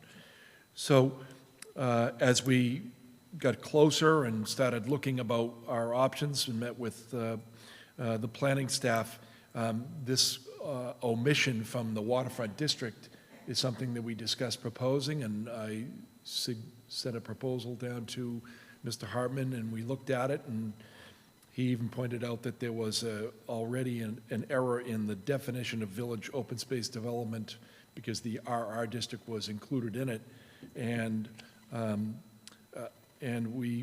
we proposed to the planning staff that we amend the bylaw to allow village open space development in the entirety of the waterfront district. We did that because we were purposefully looking to avoid having someone make the claim that this benefits my client's property. Every zoning change that's made probably benefits someone, and certainly this would benefit us, but there are other properties in the waterfront district which are not developed or that could be redeveloped with a similar high-quality type of development, and very different from multi-family dwelling, which would be a permit from the Zoning Board of Appeals. So the changes that we have for you tonight are changes to the definitions of village open space development to include the waterfront district and strike the RR district. Changes to the existing village open space development simply to allow the waterfront district to be located as one of the locations where this could be proposed, and a change regarding the density limit to have the waterfront district added with a maximum density of 1 dwelling unit per 20,000 square feet, which is consistent with what is allowed in the R25 and the R20 SL districts already, and significantly less than the R20 multifamily district, which is 8 dwelling units per acre, which is not something that we're particularly interested in. So that's the entirety of the changes. I've had a number of conversations with the planning staff. It appears as if maybe even when this was originally developed, that maybe not enough thought got placed on whether this should have originally been included in the district. Based on some feedback I received from you all at the initial presentation, I contacted Attorney Carolyn Murray and shared with her my proposed zoning change, the zoning maps, and I asked if she would be willing to weigh in with the town as to the issue of spot zoning, and my understanding from the planning staff is that she has done so and agreed with me that this is not a spot zoning issue. I would say it is definitely not a spot zoning issue because I think it's sensibly proposed for legitimate planning purposes, does not single out this particular piece of property for unique treatment, and really provides a less dense development with superior planning tools.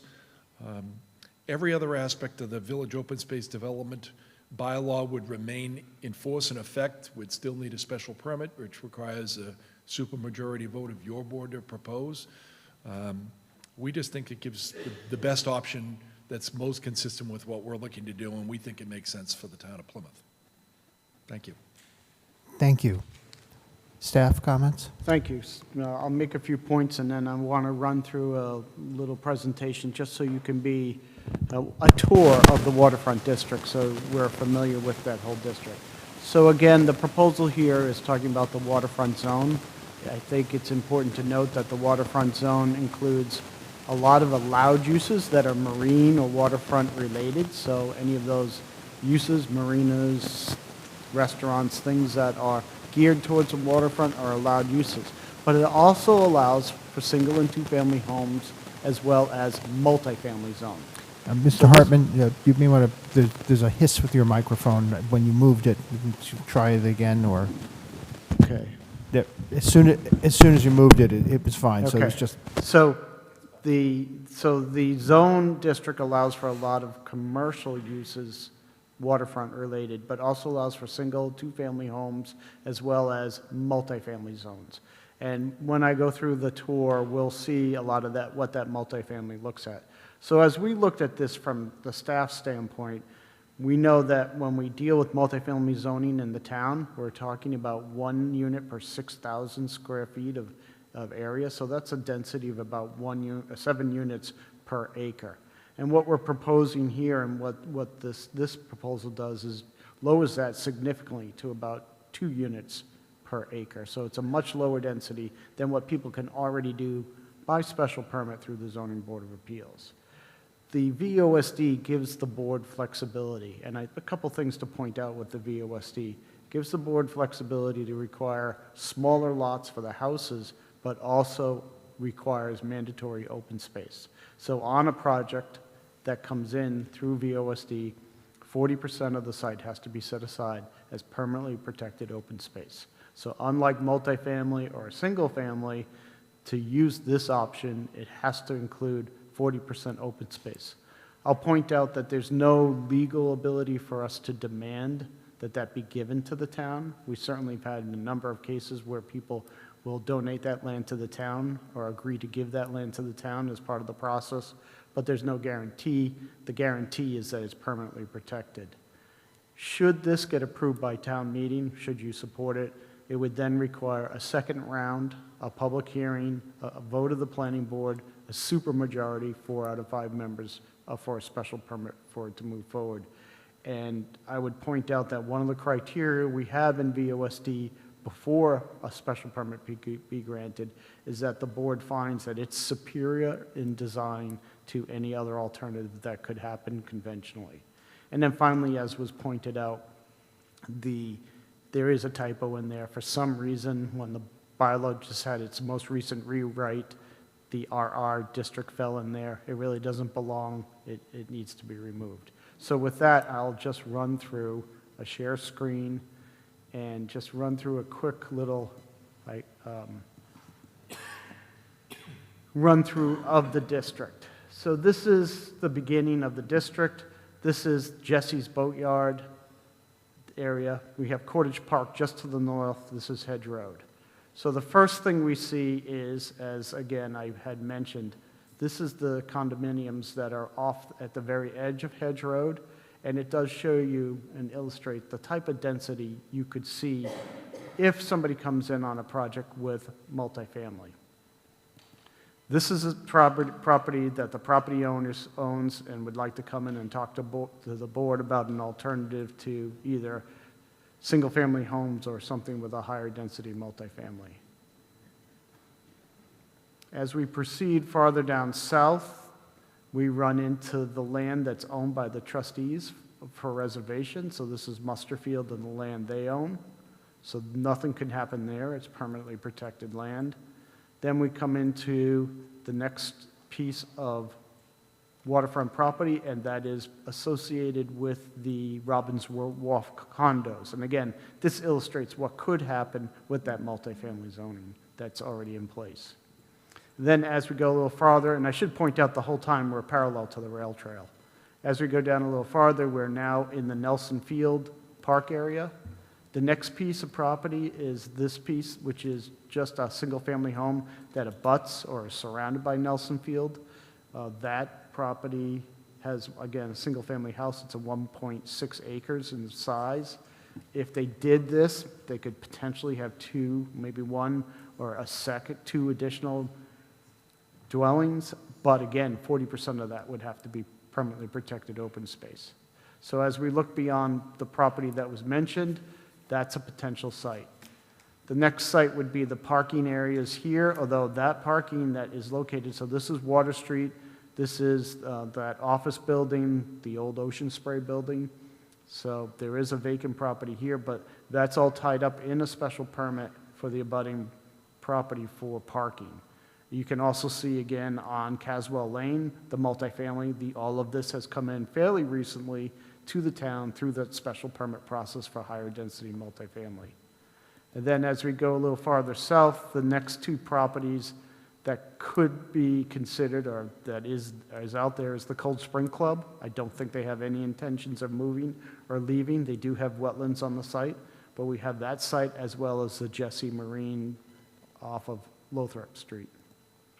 Then as we start to go farther south, we run into either developed higher density housing. I think these are mostly duplexes. Then we run into the property that is all owned by the town on the town wharf, as well as the 1620 restaurant. Then the waterfront district takes a break, turns and transitions into the downtown harbor district, and then it picks up again to the south, where you have the marina and the yacht club. And again, if we look at a potential site, the other potential site and the last potential site would be if the yacht club ever decided or ceased to exist. And there is a fair amount of property there that could be looked at.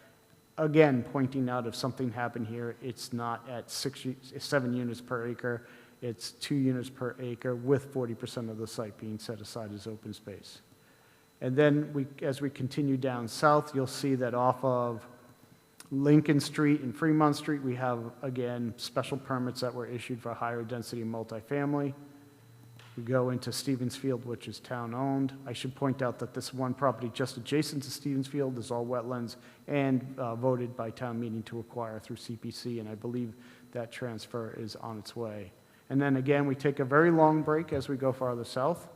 And the last piece of waterfront property, again, which I do not believe would be an option for this use in any way, is the former Burt's property. Whoa, and this, yeah, is the former Burt's property. I have this almost down. So it's the... You were getting close. Yeah, it's this last piece. So it's a former Burt's property as well as the Pilgrim Sands Hotel. And then just as this speeds by real quick, I want to just show you, illustrate. So this is the, okay, out of my way. Okay, this is the yacht club where you have the existing yacht club, their storage barn, and this is that other larger undeveloped piece that they use for parking and storage of boats.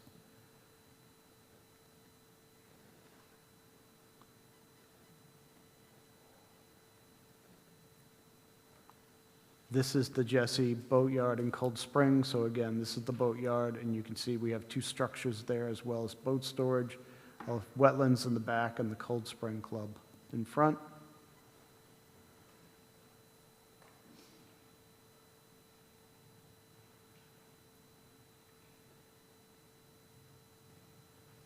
This is the single-family house that is surrounded by the Nelson Field area, so you have the single-family home here and the larger undeveloped piece that they use for boat storage and other things on that property.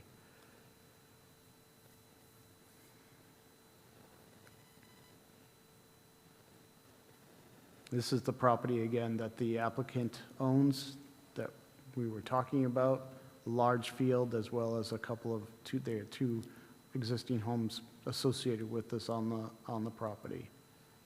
And again, I keep saying as you look nearby, the other options of what happens in this zone because of the multifamily district.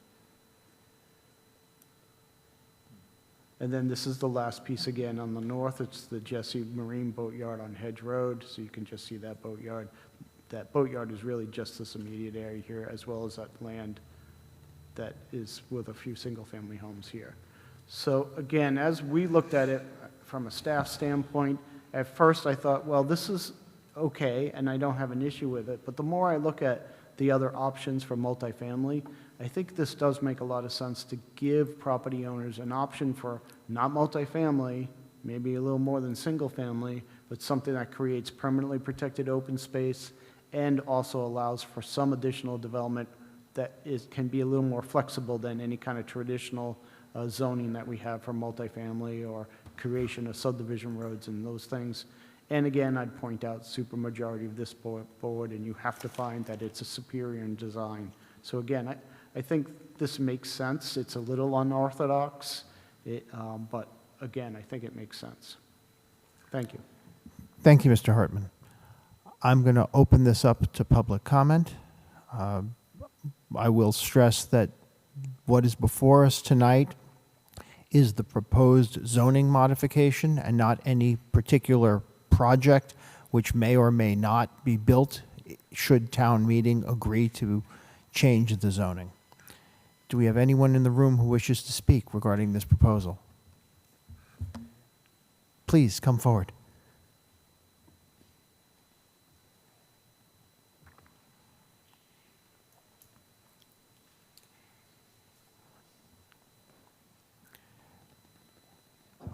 Good evening. Good evening, Ms. Adelman. I have a question because I read the 2019 Plymouth Center Master Plan, and they said the purpose of the waterfront district, and I quote, is to promote and expand ocean-related businesses and educational facilities and create pedestrian-friendly environment for residents and visitors. So if it's amended to allow village open space, will there still be room for marine-related businesses? So I would Go say, ahead. so clearly, when we look at, as you looked at that tour, whether it's the existing uses like that off of Hedge Road, the existing uses down with the marina, or the existing uses down by the waterfront to Town Wharf, that's exactly the types of things we want to keep encouraging. But there are places, whether it's the land off of Fremont Street and Lincoln Street, or this land which is off of a residential neighborhood surrounded by residential development, access through residential neighborhoods, I think the residential makes more sense. So without a doubt, we want to still encourage those recreational, water-based water uses, but there are cases like this one where the residential probably makes more sense for the community and the abutters. Can I? Please go right ahead. I don't live in that area, but I walk that seaside trail often, and I'm just concerned that every time we have a master plan, and there's a new one coming up, there's always amendments, and what's the purpose of the master plan if we're going to change what the goals were? But thank you. Thank you.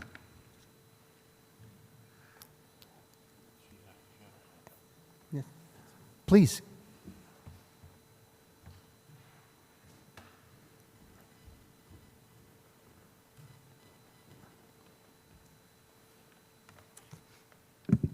Good evening. My name is Kate Sakarik. I live at 26 Bradford Street, and I don't have anything prepared because I came here tonight not certain what this was actually about, and I'm not 100% certain that I understand. But a couple of things. One is I am all for development in the waterfront district that is responsible and that gives us, as you said, the very best option or design. Though I would hate to see multifamily limited because, of course, we have a housing crisis. But I will say, too, that we have plenty and will have plenty of waterfront boat and building and et cetera with the expansion of the marina. So I think we've got plenty covered there. But it would be nice to see development that does allow or continues to allow the public access to the waterfront.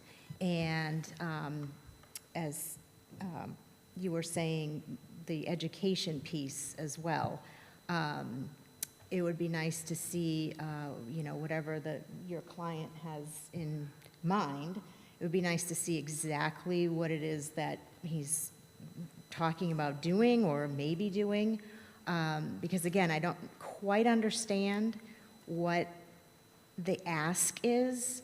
I think it's something that is admirable, but I'm not exactly sure. And I don't want to support a change that is going to affect, you know, the waterfront negatively, because I happen to live right there, and I live right adjacent to what will be a huge marina and what is right now the yacht club. And I am concerned about what's going to happen there in the future, which was why I was so involved in supporting the expansion of the historic district. So naturally, if something were to go in that area, it would have to fit the neighborhood guidelines. But of course, it would be great if it wasn't just condos. So I guess to say that I am in more support of this than in opposition of this, but I'm not exactly sure what this is entirely. So that's all. Thank you. Anyone else in the room wishing to speak? Seeing no one, is there anyone on Zoom? So if you're on Zoom and like to be recognized, now is the time. I'm not seeing anyone looking to be recognized. Okay, I will bring it back to the board. Mr. Grandy.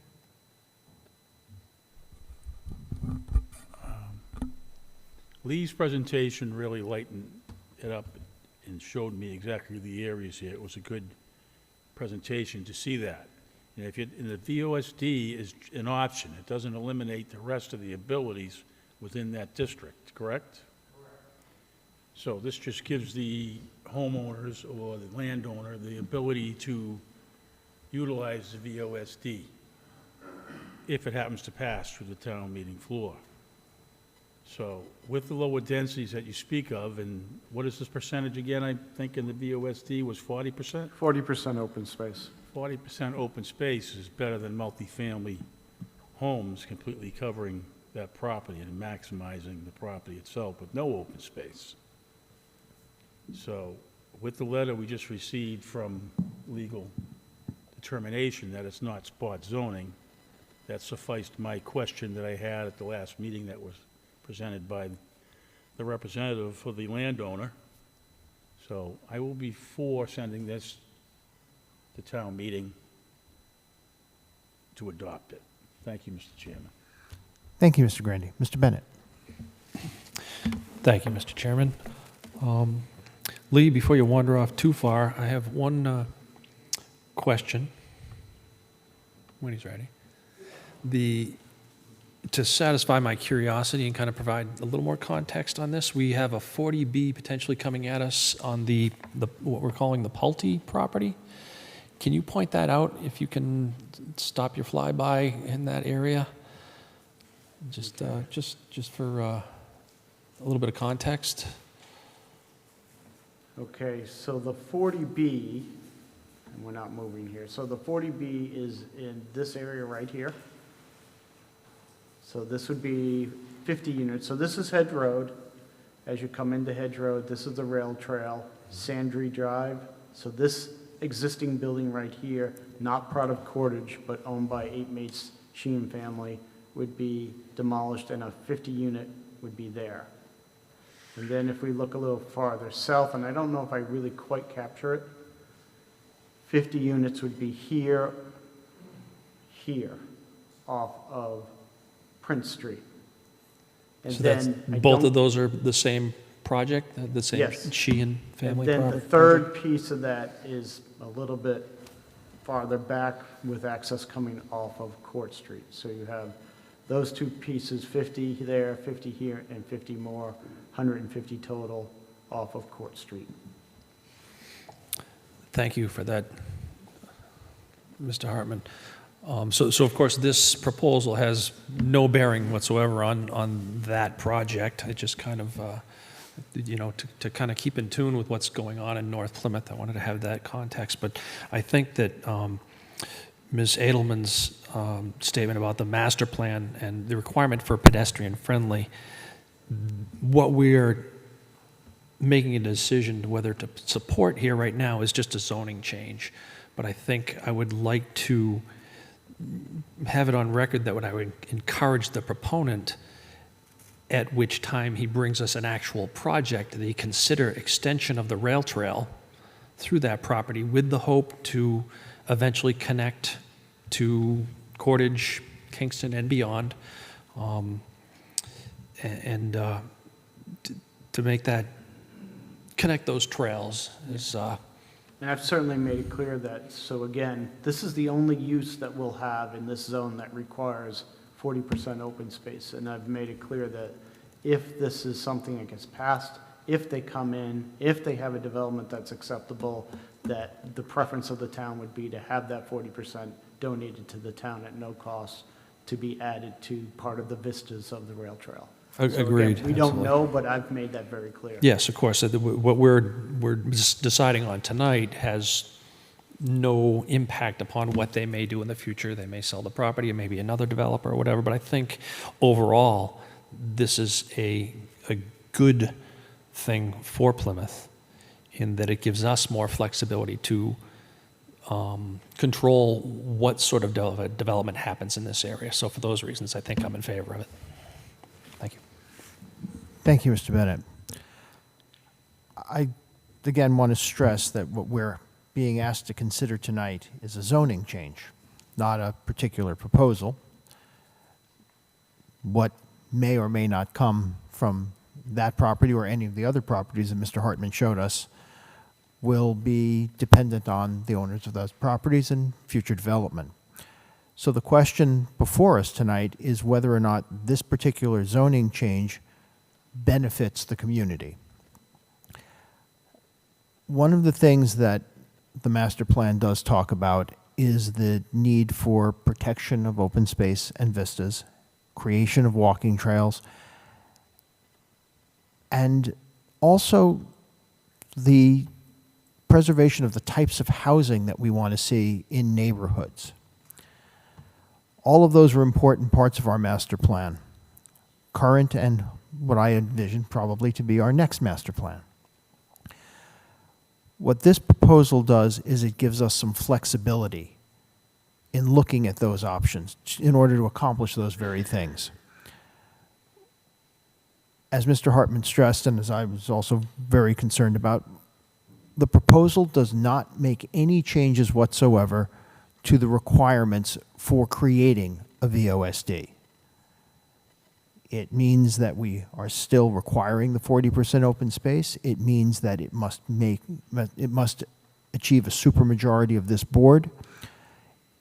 It's not a guarantee that anybody can build anything, but rather an alternative to some of the other things which, frankly, are less palatable to a lot of the neighbors. So in terms of creating more options for the town, for the residents, for the owners of property, in terms of creating better development, I'm also in agreement with my fellow board members. I think this is certainly something that is worth recommending to town meeting as an option to allow us to plan better with the existing space in our waterfront district, and certainly also correcting the error in taking away the ability to do a VOSC in a rural residential. So with that, I will entertain a motion. Motion to support the proposal. I have a motion to support the proposed modification to the village open space development bylaw in the waterfront district. I have a motion to support the proposed article to town meeting. Second. Second by Mr. Grandy. Any further discussion? Seeing none, I'll call for a vote. All in favor? It's unanimous. Planning board recommends support to town meeting. Good luck with your presentations to the many other bodies that will want to hear from you.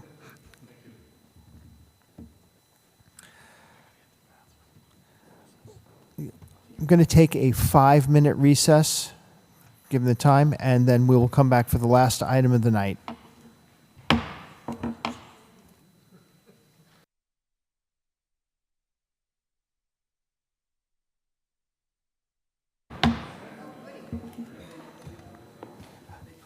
Good evening, Planning. Good evening, Planning Board is back in session.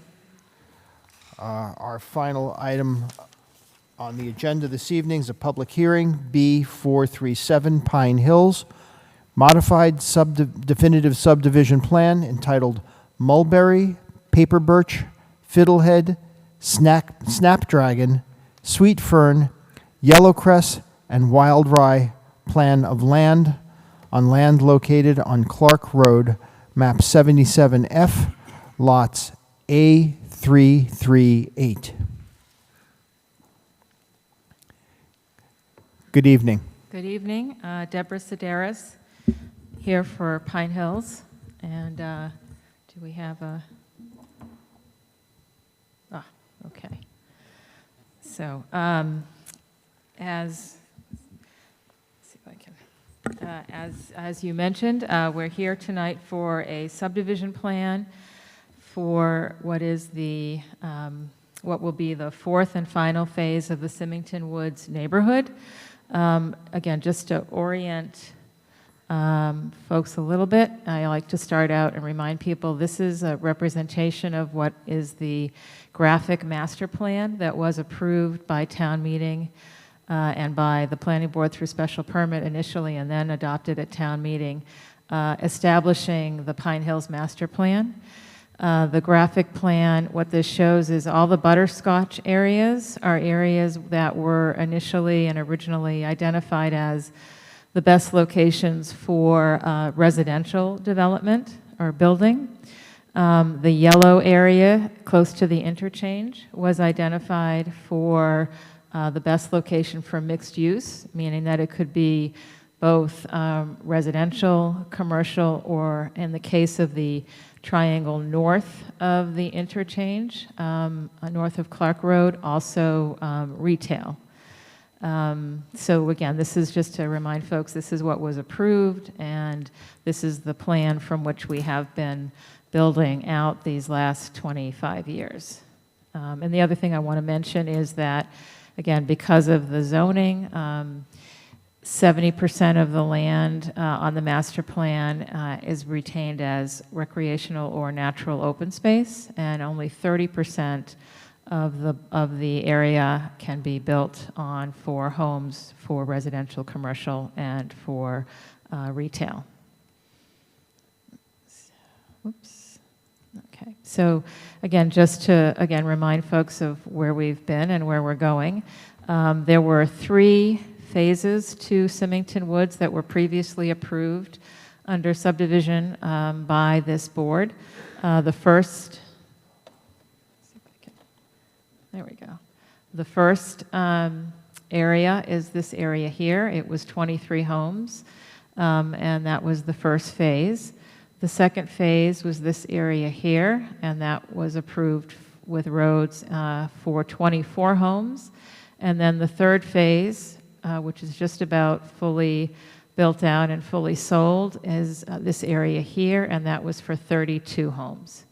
And so the final area that we are looking at is this area here, which would add another 40 townhomes and complete the neighborhood along with roads as well. The other, just again, keeping in mind the prior slide, again, this was originally identified as area that could have been not multifamily, but could have been commercial. And in fact, at one time, we had anticipated doing as much as 110,000 square feet of general office commercial on this location here, but having basically the marketplace telling us what things needed to go where and how the plan evolved over time, we ended up doing all commercial south of Clark Road, all residential south of Clark Road rather than any commercial. And one of the benefits of that was that obviously residential development or residential building has far less traffic associated with it than commercial activity. And as a result, as we built out this residential area, including Chadwick Corner as well, and Boatwright's Loop further beyond, the planning that originally encompassed, excuse me, I'm going to grab some water.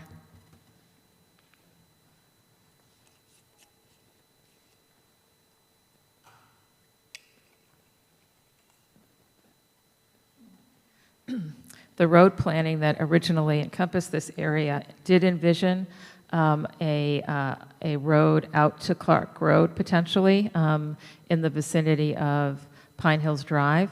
However, given the reduced amount of traffic that was generated through residential, we looked at, and it was confirmed as part of the Clark Road improvement project, that a single road, which is Symington Drive, was sufficient to bring the traffic here out to Mainstone at Clark Road and Landmark Drive. And in the future, as part of the Clark Road improvements, there is a full signalization of that intersection planned as part of the improvements on Clark Road. So, so that's one of the reasons why we do not have or have a need for a four-way intersection at this location. So wanted to mention that. The other thing that we're doing here as part of this is this emergency construction access road here was essentially an old cart road that existed before Pine Hills. And it has been used as a construction and emergency access as we build out the Symington Woods neighborhood.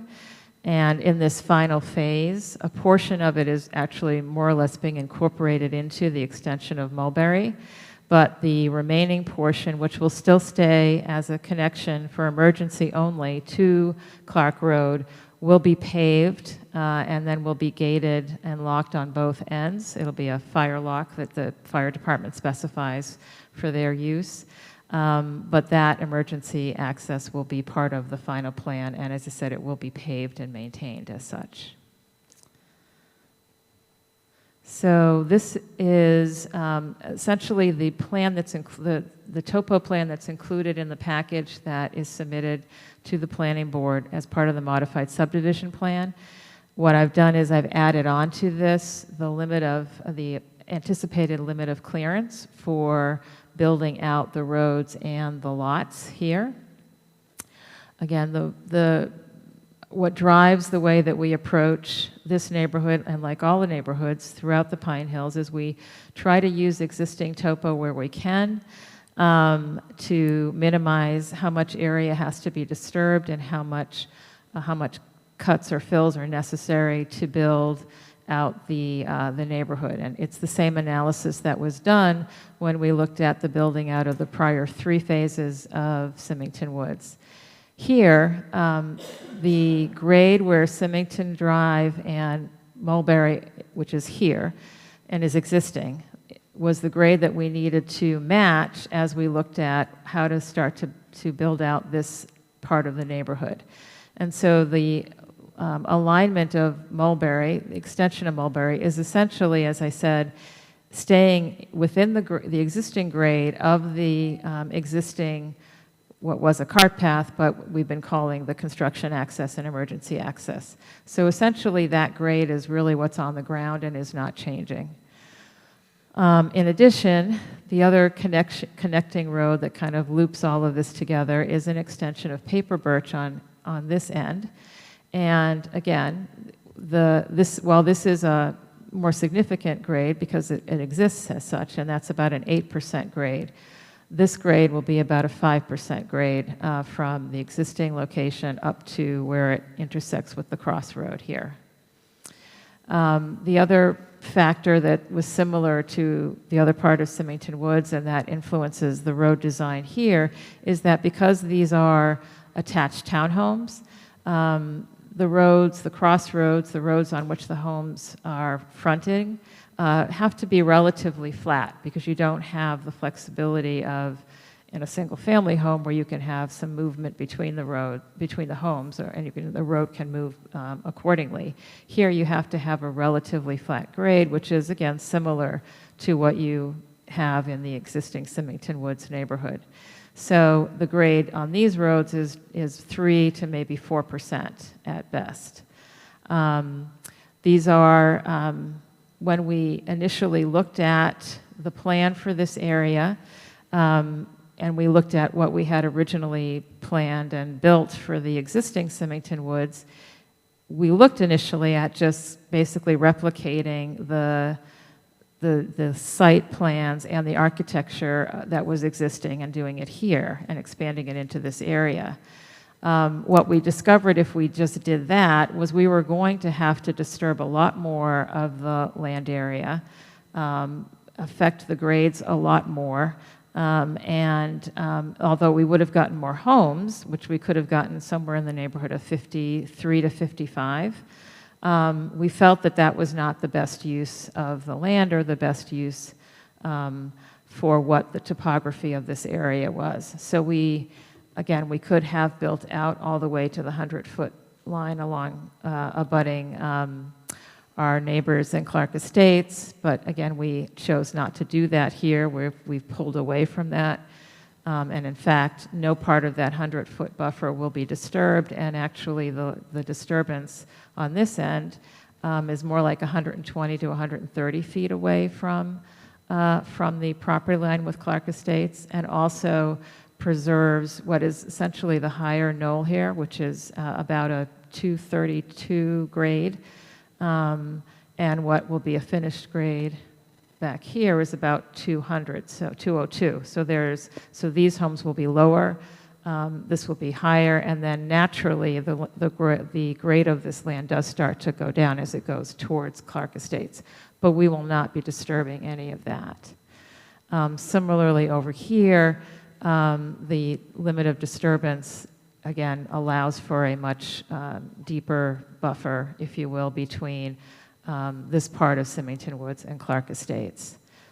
The relationship between the back of the lots here on Sagebrush and the new lots is the linear difference is about 55 feet. The ground here, once the road is constructed and the lots are established, will be about 5 feet higher, 4 to 5 feet higher than the back of the lots here. So this will be a little bit higher. Here to here, there's a much higher difference between these homes and here, and again, that's really driven by the existing topography and the desire, though we do have to modify it some, where we were trying to keep this road as high as we could so that we would have to disturb this area less.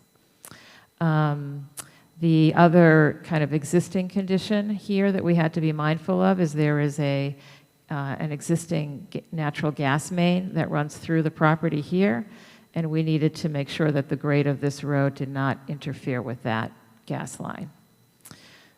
So the other things I would point out is this plan includes the addition of a male amenity building, which will service all of the residents of Symington Woods. Currently, the residents in the first 3 phases pick up their mail at the post office located in the Village Green.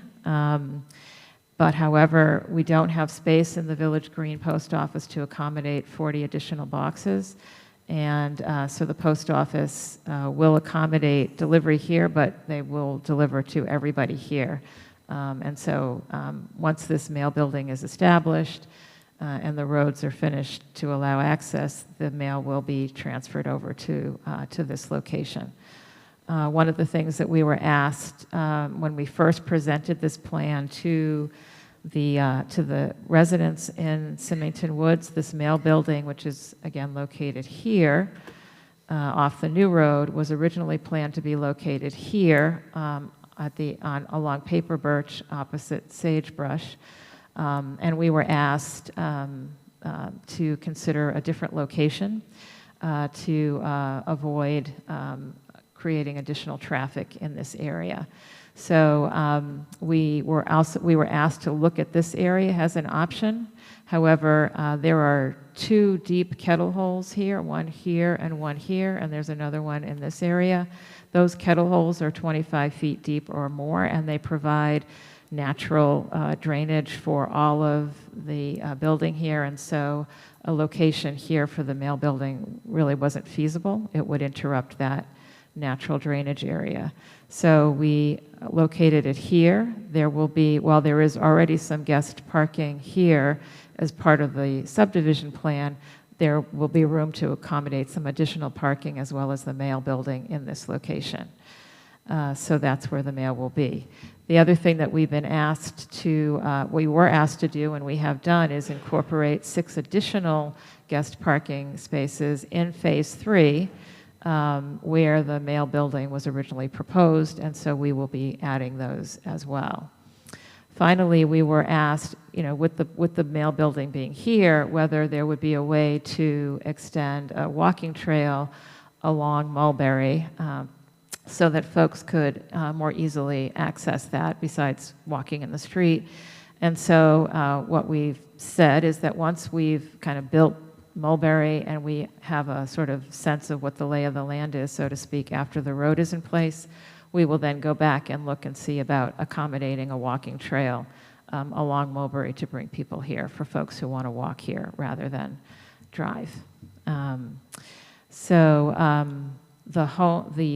These, again, are all attached townhomes, which, because this is part of the neighborhood green area of the master plan, there is a 0 lot line setback, so attached housing is specifically permitted within that yellow area that you saw on the master plan graphic. So again, this is consistent with the prior phases. These homes are, again, because of topography, we are able to accommodate some of these homes to have walkout conditions in their lower levels, and others will be patio only. So, but we are able to do that, and that, again, with that walkout condition, allows us to take advantage of the topography and disturb less land.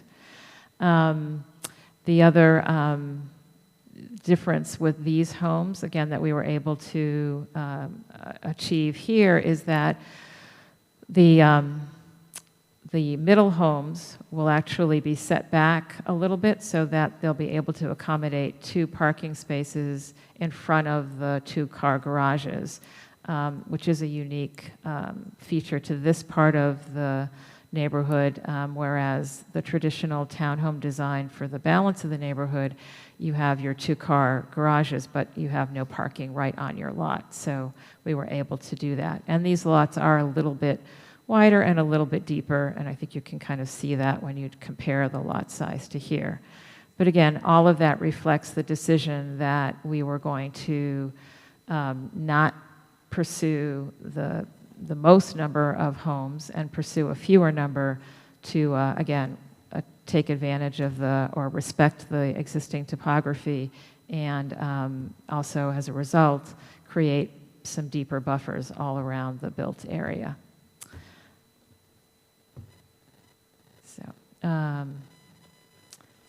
plan's a little bit difficult to look at. Can I zoom this somehow? No. Okay. What this plan shows, although unfortunately it's very difficult to see, is the dimensions of the relationship of the lot corners to the common property line on the Clark Estate side. So from this lot corner to here is approximately 211 feet. And from here to here is about 230, if my memory is correct. This measurement is to the Chadwick Corner property line, and that's, again, my memory tells me, because I can't see it, I think it's about 600 feet there, and it's about 450 feet here. So obviously, the new homes are quite a distance from outside neighborhood abutters. And again, as between the back of the sagebrush homes here and the new homes, it's about 55 feet. That's actually quite a bit more than what is elsewhere within Symington Woods, where the homes back-to-back range from 17 feet to about 30, 32 feet. So, so this is a little bit more. The other thing I wanted to say was we were asked if we would, once the lots are defined and there's basically, as I mentioned, a 5-foot grade difference between the back of these lots and the back of these lots. There'll be a slope, and at the top of that slope, we will plant, we estimate 25 to 28 evergreen trees to create a buffer or some privacy along the back of that, or actually at the top of that slope, as between these homes and the new homes that are going to be on this street. And so we will do that as well. That's the same plan without the dimensions. Again, this plan just gives you a further out view and gives you a better sense of the relationship of the new lots and road relative to the homes that are closest from the Clark Estates neighborhood. And again, as I mentioned, here to here is about 211 feet. Obviously, it's much deeper as you go this way and much deeper as you go this way. As I also mentioned, the limit of disturbance is out here. So the high point of this slope, which is 232, will not be disturbed, and then it gradually, naturally does dissipate as it goes down towards Clark Estates. But that will not be disturbed, as neither will the buffer with the highway or the buffer with Clark Road. The next is, this is the fire review plan that, again, is included with your package. This plan is submitted to the Plymouth Fire Department for review and approval as part of the subdivision review process. The plan does a couple of things. It locates, and the fire department approves the location of hydrants within the neighborhood, and those are the red blots. It also has to demonstrate that the largest fire response vehicle can maneuver through the neighborhood, which is what is shown here. Underneath here is an image of that fire vehicle being able to turn through the neighborhood. And if required, have an appropriate turnout at the end, which is the case here. Also, the emergency access is something that they look at. So one of the questions that was asked of us by the residents in the sagebrush area is whether the extension of paper birch could either be eliminated, or could it be not be a through road, but just have emergency access only. And at the August 14th meeting that I had with the residents, I did offer, and I did do, reach out to Battalion Chief David Malaguti and ask him to relook at that, at the plan, and relook at it with that request in mind. I spoke with Battalion Chief Malaguti yesterday after he had gone out there, and so what he did was he reviewed the plan, went out and drove the existing streets, and then also reviewed it with the fire chief, Neil Foley. And their decision back to me was that they wanted to keep this as a through road. They were very concerned that should there ever be a need for, emergency evacuation out of the neighborhood, it was very important to have both two ways to sort of either come to the emergency access and leave, or come out this way. They also felt it was important for response time for their own purposes, if they ever had a need to respond either to a medical or fire emergency in the neighborhood. So I did ask, but their strong recommendation back was that that remain a through way. I do believe, although again, and I've expressed this to the residents who were concerned, the way that this is designed, again, folks are going to come in Symington Drive this way, drive through here. I think the vast majority of folks who are going to be living here will kind of quite naturally take that first right turn and come down this way to get to their homes. Certainly, the folks who live here in these 4 homes may opt to turn onto Paper Birch and exit that way, no doubt. But I think in general, it's very much oriented to Mulberry being the primary way in which the folks who live here will access. And also with the mail building now being here, that also, encourages, I think, folks to come out this way down to Mulberry to get there. But I did explore it, and that was their recommendation. So this is the actual modified subdivision plan. Again, I think I've pretty much touched on most of the information already, so I don't want to belabor things. It's late. But again, these are townhomes. The inside homes are 28 feet in width, and the outside are, I think, 32 or 33. But you can see that on your plan.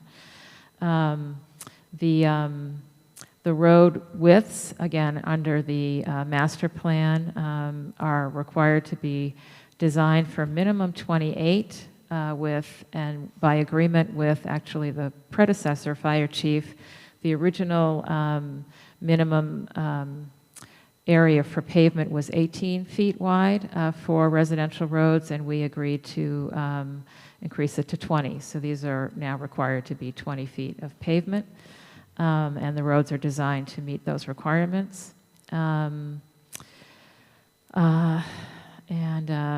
I think at this point I will turn it over to questions. Thank you very much. First to staff. So very quickly, just a few points. So as was pointed out, that this project has already been approved. The area here that we're looking at has already been identified for either commercial or residential development from that original approval. I will point out that as we looked at this, we talked to the Pine Hills about maybe some alternative layouts or looking at some tweaks to the road system here. But as you can see with the topography, the options are pretty limited. I think this is the layout. Any other thing would result in a significant amount of earth removal or site disruption, regrading to do that. My final point just to make for tonight, too, is to remind the community that what's before this board tonight is not whether or not the number of homes proposed here can be approved. It's whether or not the roads are laid out and meets the standards that are established through the rules and regs. So what's before this board tonight is a modification of the subdivision, the layout of the road. The units themselves have already been approved. So again, we're just looking at approving the road construction that they have submitted. Thank you. Thank you. I am going to open this up to public comment, and I'll have people come. When I want to remind people, it is 3 minutes, please. We're late. It's 3 minutes, and we're going to be speaking again about the issues that are here.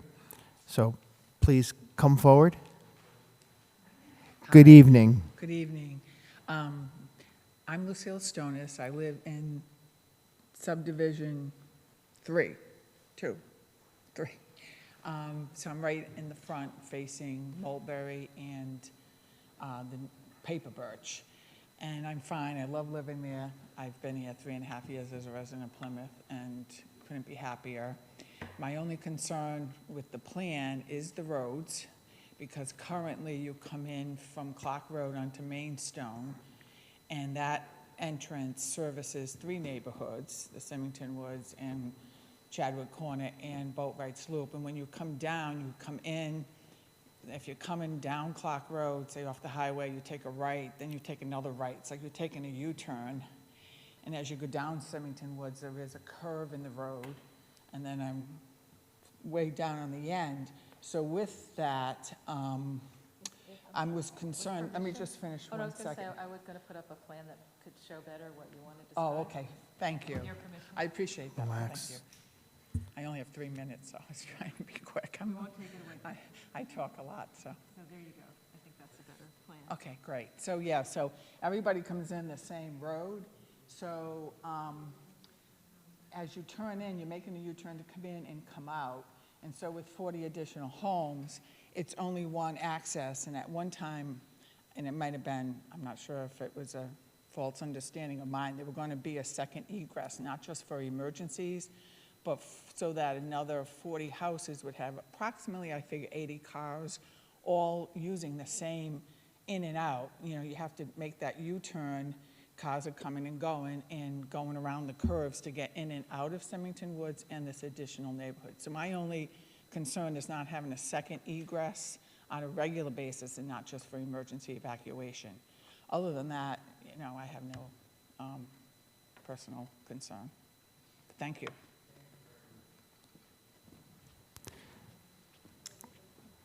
Hello, I'm Rachel Power at 3 Grape Fern, and I share Lucille's concern about no secondary egress, and I wonder why it is thus, because if this was originally from the master plan thought of as being retail space up there, I would imagine the master plan must have included a secondary egress, because if it was indeed going to be retail or office space or something else in that area up there that you see where those new homes are targeted, they wouldn't have wanted retail or office space traffic coming through our residential egress, I would imagine. So they keep telling us they can't possibly have this second egress out onto Clark Road because it isn't safe, and that is true if you ever drove up that dirt road. That's the emergency construction road now. It is very difficult to turn onto Clark, but it does seem strange that if the master plan had intended that to be for commercial use, they should have had a master plan for an egress there. My second concern is around conservation and how will they be handling conservation of wildlife in that area, because it seems like when we've had these other areas that have been bulldozed and decimated for these other areas, we don't know anything about wildlife, if any consideration is given to our baby animals burrowing, nesting, what season it is. We have lots of wildlife. We have turkeys, coyotes, squirrels, everything nesting in those woods. So I'm concerned, and I'd like to know about who in the town is responsible for that. I know we have Mass Wildlife, but is it the Conservation Commission? Do they work with Pine Hills? Is there a relationship there? You know, it seems like last time this happened, it was 3 years ago, October, and I know when I bought, they told me, you're the last ones in, we aren't doing any more developments, and then I was there for 2 months, and the bulldozers showed up and just started razing the forest. It didn't seem much planning or thought to any of the wildlife, so I just want to see who in the town is responsible for coordinating with Pine Hills around conservation of wildlife. Thank you. Thank you. Sir, please come forward. Good evening. Good evening. Good evening. My name is Andy Kocha. I live at 1 Sagebrush. So we are very much, I think, interested. So that would be right here on the very corner. So I have a couple thoughts I would like to share. So first of all, in addition to what Ms. Doris told us, for the board information, there is a substantial difference in level. Forgive me using terms. There's, quite all right. I don't know, maybe 15 feet right now. So constructing those houses, on Snapdragon, would require substantial topographical changes and substantial environment changes, because there is currently treed place, so all of those trees would have to be removed. Or the ground need to be put down, my unprofessional estimate, 10 feet down. which greatly affects look and feel and character of what is currently known as Symington Woods. Furthermore, those houses are going to be very different in style.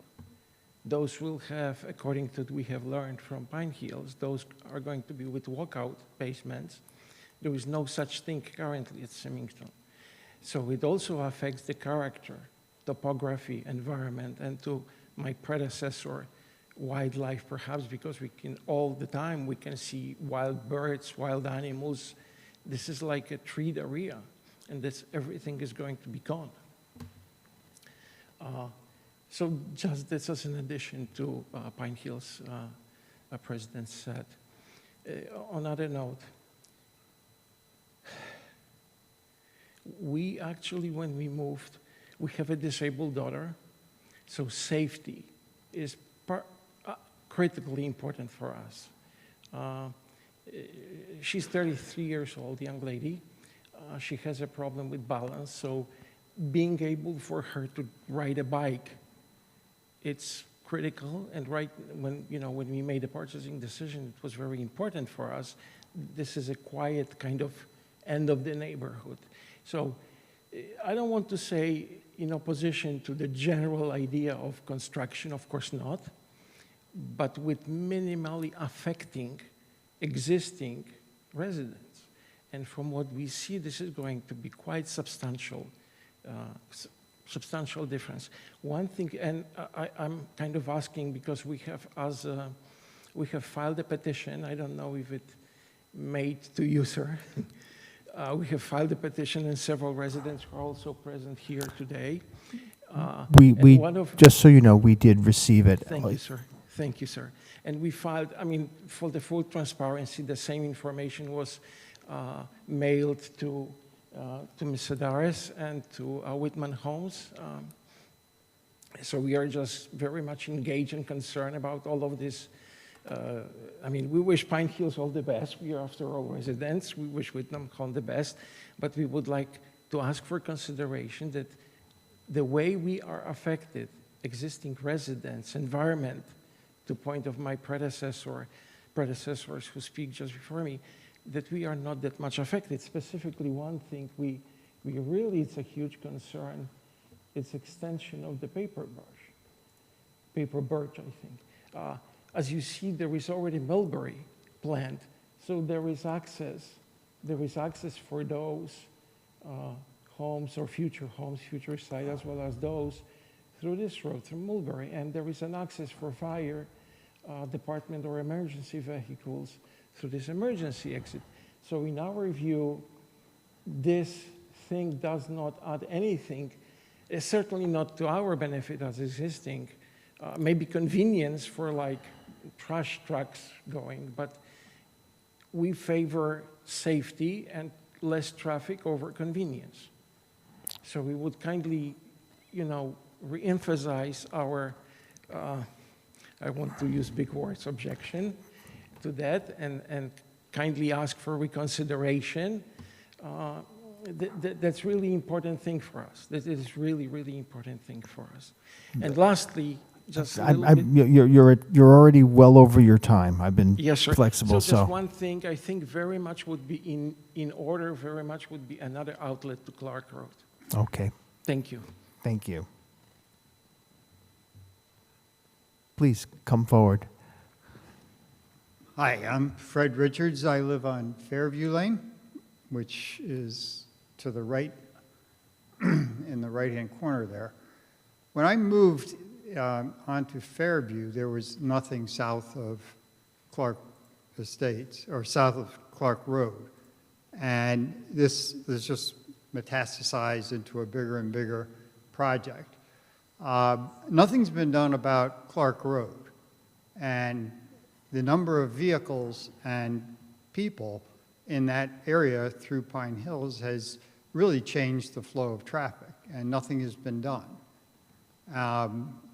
When will something be done to Clark Road to accommodate the extra few thousand people? There's a couple of stripes on the road and a pedestrian walkway thing, but It really needs to be providing for a left-hand turnoff so it doesn't stop all the traffic. There's a school, when the school lets out, it really trucks through there, but nothing's done. I appreciate that, sir. I think you would be, it would be helpful for you to take a look at some of the prior presentations that have been made. There is an entire Clark Road redevelopment that has already been generally approved. How are these available? I've not been able to find very many. Well, I'm sure if you contact the planning department, they can give you the presentations. There have been at least 2 presentations to this board alone. There was a separate meeting within the Pine Hills going through that presentation. I know I was present at that, so I know that they did. Are these accessible? Yes. If I go home to my computer tonight, I should be able to get a link to it. You can certainly get a link to the planning board meeting, but if you want the plans themselves, I would suggest you contact the planning department tomorrow. So I could take a look at these. The other Yes. thing is it's all well water there. Has this been fully assessed, the impact of these developments on the aquifer? The Pine Hills has more than adequate water in terms of its permitting for all of the units. That's been something that's been addressed as well, that the Pine Hills Water now has a certain permit for a certain amount of gallons per day, which more than covers all of their proposed building, not just as existing now, but through completion of the project. And that's been verified when we have asked for that repeatedly, and they do regularly update the planning department to ensure that. As selfish as it seems, I'm more concerned about my water. And that's what I'm saying. By getting rid of the natural landscape and putting a lot of pavement and non-absorbent things there, it's changing the environment. We do understand that that is what the nature of development is, unfortunately. It's not, we don't get to decide to keep everything natural. If we want to control the land, we have to own the land. We don't own that land. The Pine Hills does.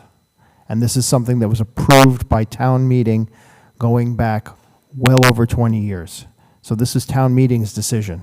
Your representatives chose to allow them to develop this. So I appreciate your comments. Thank you, sir. Okay, and I'll be able to find something. I need to find out who this is and Yes, you'll be able to do that. Absolutely. about the roadway. Clark Absolutely, sir. And I encourage you to look at it. Road. Okay. Yeah. Give, please come on forward. Thank you. My name's Maureen Chu. I'm a 9-year resident of Chadwick Corners. When Tony Green and John Judge came to us with the very first phase of Symington Woods, one of the things that was proposed at the time was a second egress. I live on Symington Drive, one of the 9 homes on Symington Drive that now is going to be the one lane of traffic for over 100 homes at Symington Woods. Now, we all know everybody's got 2 cars. We're going to have 200 cars going up and down Symington Drive pretty much every day.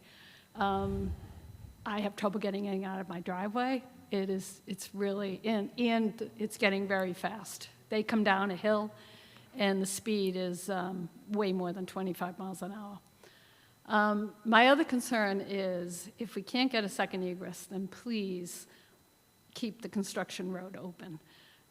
We had an accident about a year or 2 ago on Clark Road, and we actually had to tell the police that that construction road would allow them to bring the cars in and keep traffic moving on Clark Road. They weren't aware of it.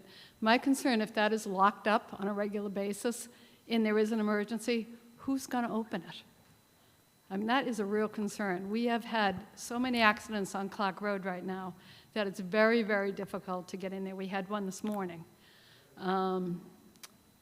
That road needs to be open. Thank you.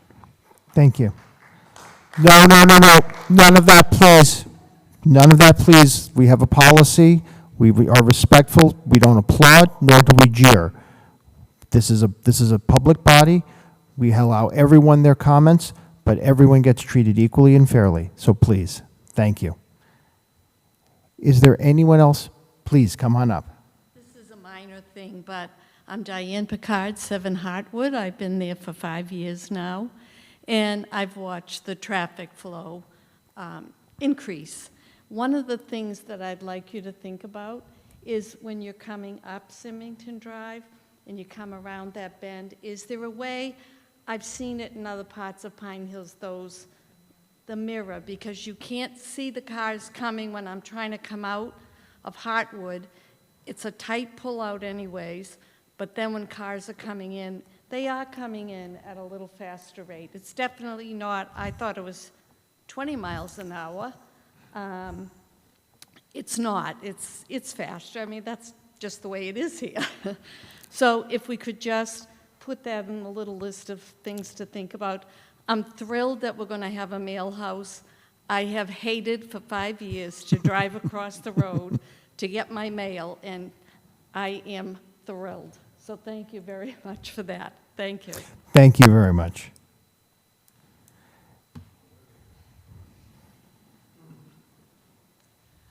Good evening. I'm Susan Strahoski. I live at 4 Sagebrush. I understand that there was going to be more development there, although it was not well defined.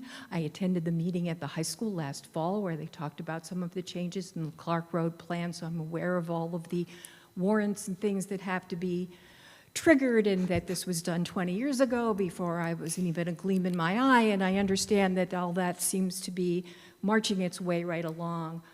I would posit to you that the speed at which the control of Clark Road is proceeding presents a current public health safety. There was an accident today on the nice little picture of the red little house coming out of Pine Hills. We were pulling out of Symington where Symington goes into Maidstone, where we had made a stop where it is marked 20 miles an hour, and some lady came off Clark Road at 40 miles an hour on a right turn, screeched to a halt before she ran into my husband. It's a regular occurrence. We were told that the Pine Hills Drive coming out where the fire department was going to be a controlled intersection with lights and turning lanes and everything this summer. As residents of the Cape Cod area, I think we all agree that Labor Day weekend constitutes the end of the summer, and there's nothing going on except some writing on the road. We are told that the other intersection, which is the one that will now have construction traffic workers and then 40 more homes there, will be considered when the warrant is tripped, which at best would be next summer, which means we, our dog walkers, the people that the lady who just spoke, and we'll continue to take our lives in our hands for another year and cross our fingers, because even if it's tripped, that puts that out 2 years. So if your consideration are the roads and your consideration are public safety, I don't know if you're the correct body to appeal to, but this is a current problem, not one that can be looked at for 2 years because it's been planned for 20 years. There's the Birdsong development on the other side of the street. There's the Rowan that's filling up. We're now talking 40 more homes. And however nice the counts may be in October in terms of your warrants and your counts and your historic things, our lived experience is that the traffic is more, that it's faster, that the turns are more dangerous, that there are more walkers and people with dogs and small children coming off school buses, and that it puts people's lives and health at risk. We're all dodging people driving too fast, people forced to drive because there's no place else to go. And if, again, I agree with my neighbor that if that was really planned for commercial traffic, where those homes are planned right now, the idea that that could be a commercial center without a second egress onto Clark Road seems kind of odd, because I'm kind of wondering who would put that much commercial traffic through that large residential neighborhood. So I hope you'll consider what we are dealing with now and not what was 20 years ago or what's planned for the next 2 years. Thank you. Thank you. I do want to stress to people, because it was stated earlier, there was an intention to put a second means of access into that area if it were a commercial space. So it's not as if there was never a thought It was if there were a commercial space, because commercial traffic, and we have the requirements, commercial traffic is significantly higher than residential traffic. So we do have that understanding that that was something that was originally considered, and when it was decided not to be commercial space but rather residential, they have opted to go for the single location and instead have the traffic light there. So that's what we've been informed. So please, no comments from the audience. I appreciate that, but I'm just informing everyone that that was the original intention, and when it was changed, that was the case. So again, I implore people to please look at the proposed plan, the plan which has to be approved by the state. So it's not a question of somebody sitting and waiting. This is simply a matter of administrative requirements, and I want to understand. So the residents understand, by the way, and I'm sorry to go for an aside from my board, I live in the Pine Hills too.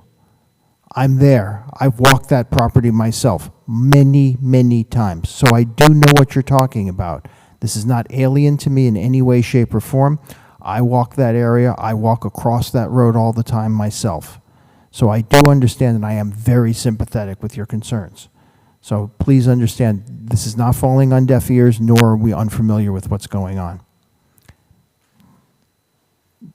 My apologies to the board from my side. Sir, please go ahead. My name's Steve Anderson. I live at 72 Boatwrights Loop. I want to thank you folks for your patience and your service to the community. I wanted to know if the fact that a new road was not being put in were to have any change in Pine Hills' obligation to build the traffic light at Pine Hills Road. You're telling me it doesn't? No. That's fantastic. Also, I assume it is no change in their obligation to build the traffic light at Mainstone and Clark Road also. No change. Is that second traffic light guaranteed at this point, or do we have to hit a particular number of cars? I will allow Ms. Sedaris, when everyone's done with their comments, I will allow Ms. Sedaris to respond to that. Okay, So, because if it has to relate to a particular number of cars, I have a personal peeve that the car count is done in October. And in a meeting with town meeting members, Ms. Sedaris explained to me that was so we could take the school children into account. I don't mean to engage in hyperbole, but I think you can count the number of school children in the Pine Hills on two hands. Maybe 46. 46. Okay, then I guess I need more than that. But in my neighborhood alone, the number of people who leave in October to go live in Florida to establish residence, it's not quite 46, but it's probably 10.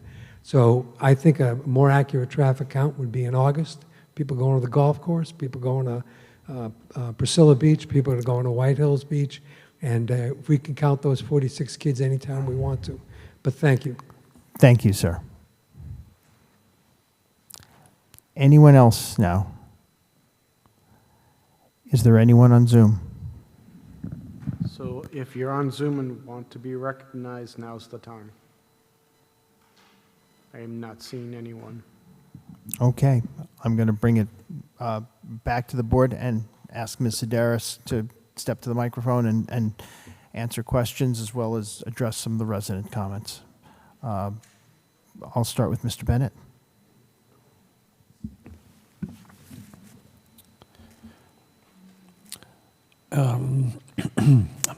Excuse me, I'm not sure how to address the issue of traffic. Traffic is everywhere. I don't live in the Pine Hills. I do live nearby. Traffic's terrible in my neighborhood too. It's increasing. I understand. It's frustrating. It's painful. I think it's something that we all, as residents of Earth, have to deal with. So I do, to just comment on the plans themselves, I think I am very impressed with the use of the topography and the working with the topography rather than just the clear cutting and flattening it. And I do see that, you know, the grades, while some of those roads may be steep, I think that's actually advantageous as to actually speaking to traffic as kind of a traffic calming measure. I also do like to see the substantial buffers to adjacent pre-existing developments, both within Pine Hills LLC as well as the adjacent neighborhoods. So, and I do think that despite my, my personal proclivity to require that Section 412 of the Planning Board regulations, which require survey monuments at the road curvature points, I don't think that's appropriate in this case, as these are zero lot line and highly unlikely to be expanded or require any surveying in the future.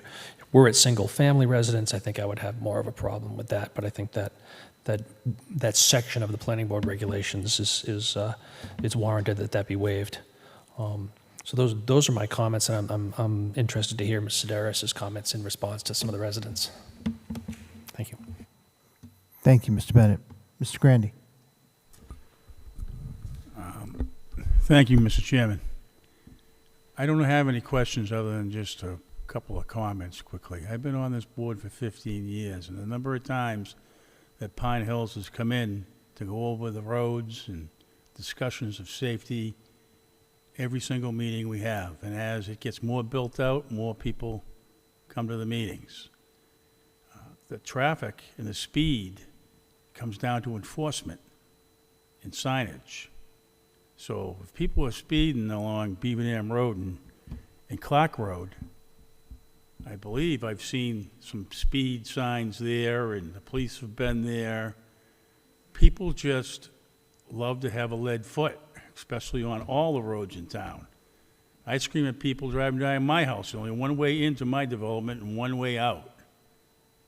And the speed in there is supposed to be very similar to yours at 20, 25 miles an hour. There's people whipping through the neighborhood at 40, 45 miles an hour. It's just not exclusively or inclusively the Pine Hills. It's happening at the Makepeace, it's happening across the entire town. So what we need to do is to come up with ways for traffic calming measures, enforcement of the speeds that are in place in the town. So those are important aspects. So this project, again, was approved by town meeting over 20 years ago. I don't remember off the top of my head how much conservation and open space, which you could please answer that question for me, has been conserved in the Pine Hills. The reason for this development in Osmond, the same thing with the Makepeace, was saving of open space for the aquifer, for the environment, for the wildlife in both particular developments. So you make a sacrifice by doing higher density in some areas so you can save open space for the environment, the animals, the wildlife, the whole 9 yards, which is very important. And I've probably spoken too long because I'm the one who always wants to get out of here so fast. But I'll be in support of these roads from what I see here this evening. But I do want you to take in consideration, again, the speeds, when the traffic lights are going to go in, when does it trigger the traffic lights, go in the traffic and amount, and why do we do the counts on the vehicles on the road in October? You heard a resident say it should be in August. There's varying discussions on that, which I hope you would answer that question too. And I think that's all I have currently, Mr. Chairman. Thank you very much. Thank you, Mr. Grandy. I'll start by asking Ms. Sedaris to start addressing some of those issues. So first, why don't we talk about the secondary access question? Sure. Do you mind, Lee, can I put the slides back up? Thank you. So this is as good as any. So again, again, to be clear, when 110,000 square feet of commercial was planned for this area, there was a plan that envisioned a four-way intersection at Pine Hills Drive into the neighborhood, or into the commercial development area, I should say.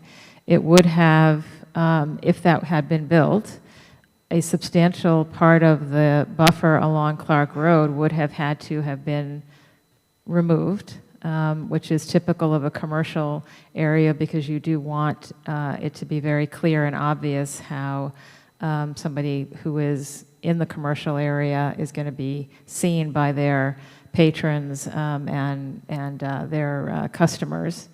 And also because with something like a commercial development of 110,000 square feet, you're talking about traffic trips, in the 800 to thousands, as opposed to what you would typically see with residential. So absolutely, when the thought was that this could be commercial, there was a different idea of what would be necessary for traffic in and out here. With the residential use, which is less intensive in traffic use, less numbers of trips. Yes, we can say the average is 2, but actually the average is probably less than 2 cars, because we do have a number of folks who are single in the Pine Hills, not just here, but throughout the Pine Hills. So our actual occupancy is not 2 per home, but less than 2 per home. But in any case, without a doubt, residential use is far less intensive in traffic than commercial would have been. And so that was why the change occurred. And again, to be fair, the reason the master plan was designed the way it was because it was going to be a 20 or 25-year plan, and things were going to change as things were built and as the marketplace evolved. In the 25 years since the Pine Hills, or 27 years, 25 years, I guess, since the Pine Hills was approved, we've gone through 9/11, which had a serious economic impact. We've gone through the 2007 recession, Great Recession, 2008, which had a serious economic impact. We've gone through, the pandemic. All of those things affected what the marketplace was telling us people wanted to live, where they wanted to live, how they wanted to live, and also had a significant impact on commercial activity. So the master plan was designed to absorb those kinds of changes over time and have the plan evolve, which is why this area south of Clark Road, though originally shown as, multi or mixed use, is now all residential. And so the traffic reflects that, and the road network reflects that. Again, we can talk with the fire department. I will tell you the concern about having this not be locked.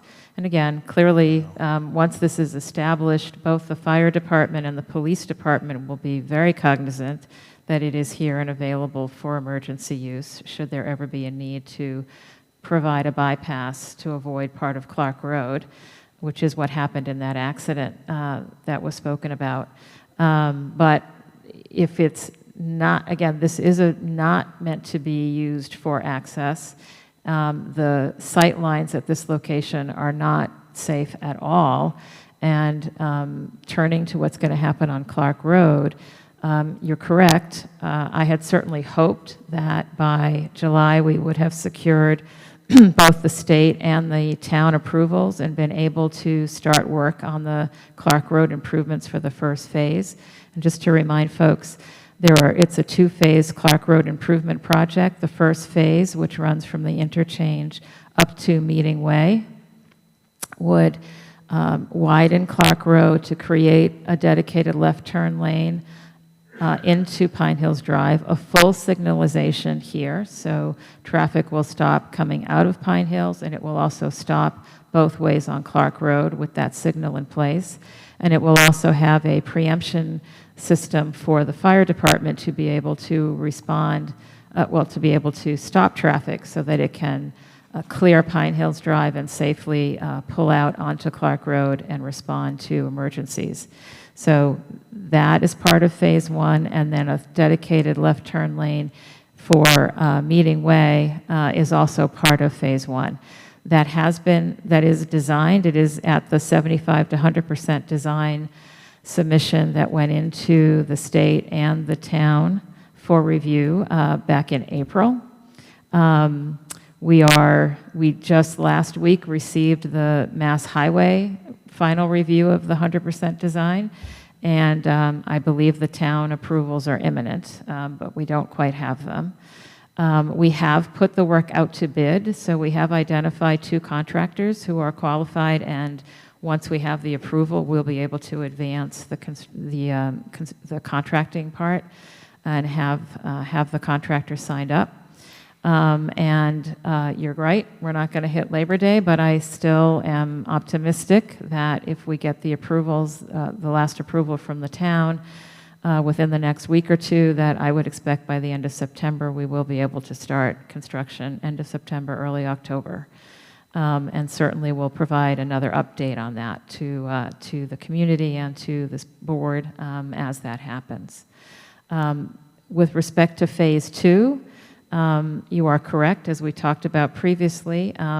We do have to, and we will be taking traffic counts again in the October timeframe, and I'll go back to why that timeframe was established later this year. But that count we anticipate will trigger the warrant for the Phase 2, for implementation of the Phase 2 improvements to Clark Road.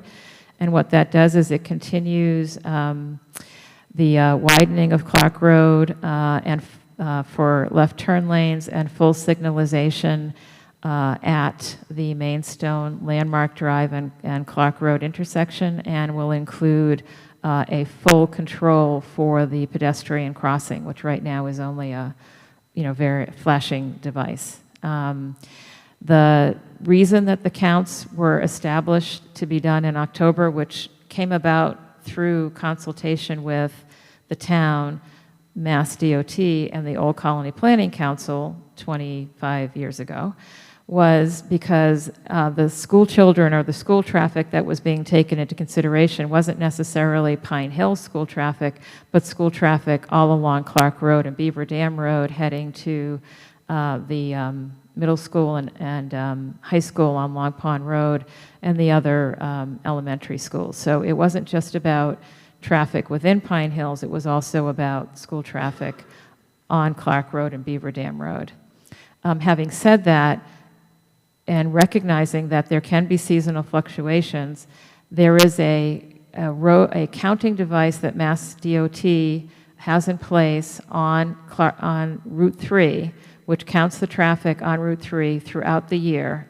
And if there is, what that does is it allows Vanessa Associates, who is the traffic engineering firm who does all of the counts and all the traffic analysis for Pine Hills, to make any seasonal adjustment in the counts. So if there is a discrepancy between the fall count and what people perceive as, or what people see as the actual summer traffic on Route 3, that adjustment gets made and is factored into the counts. So there is a seasonal adjustment made if it's necessary.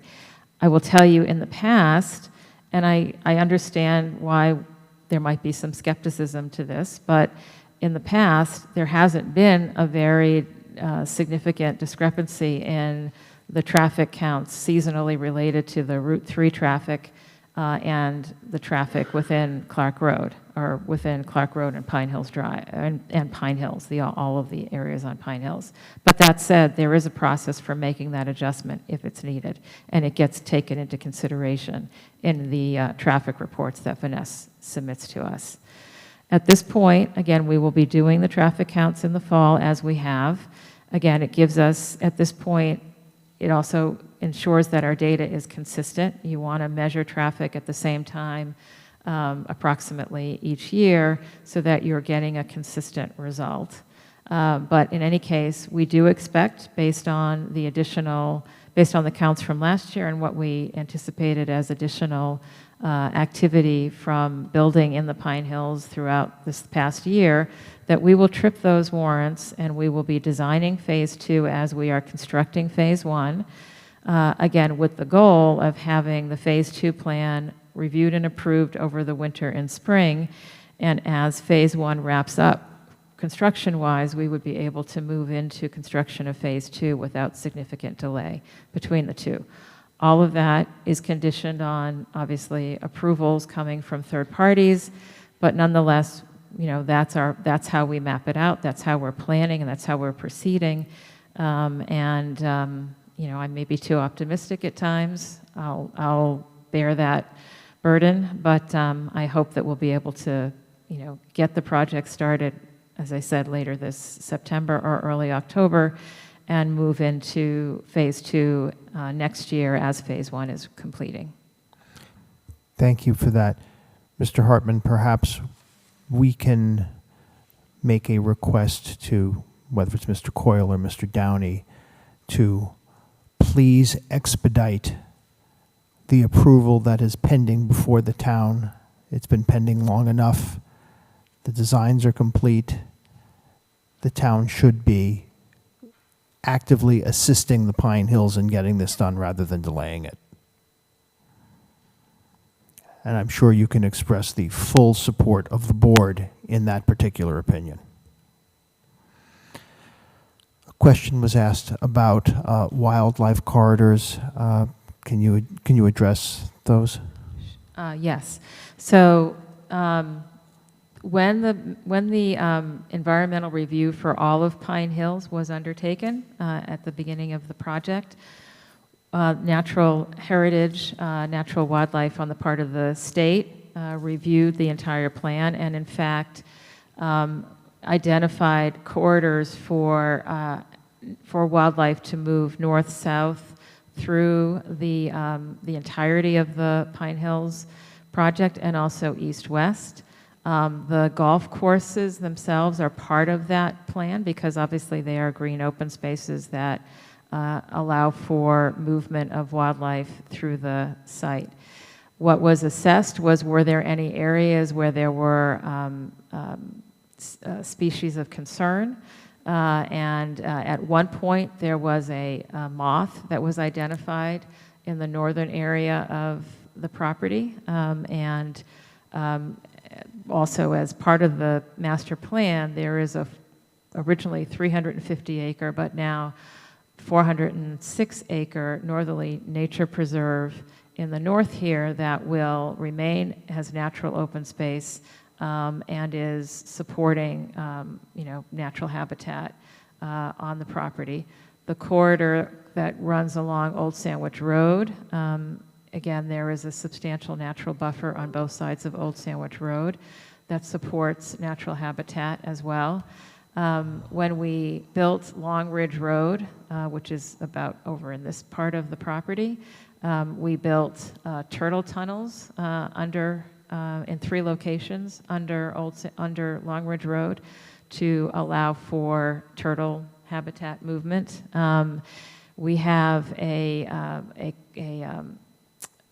conservation restriction in place with the state for an area of about 11 acres here on the east side of the Pine Hills.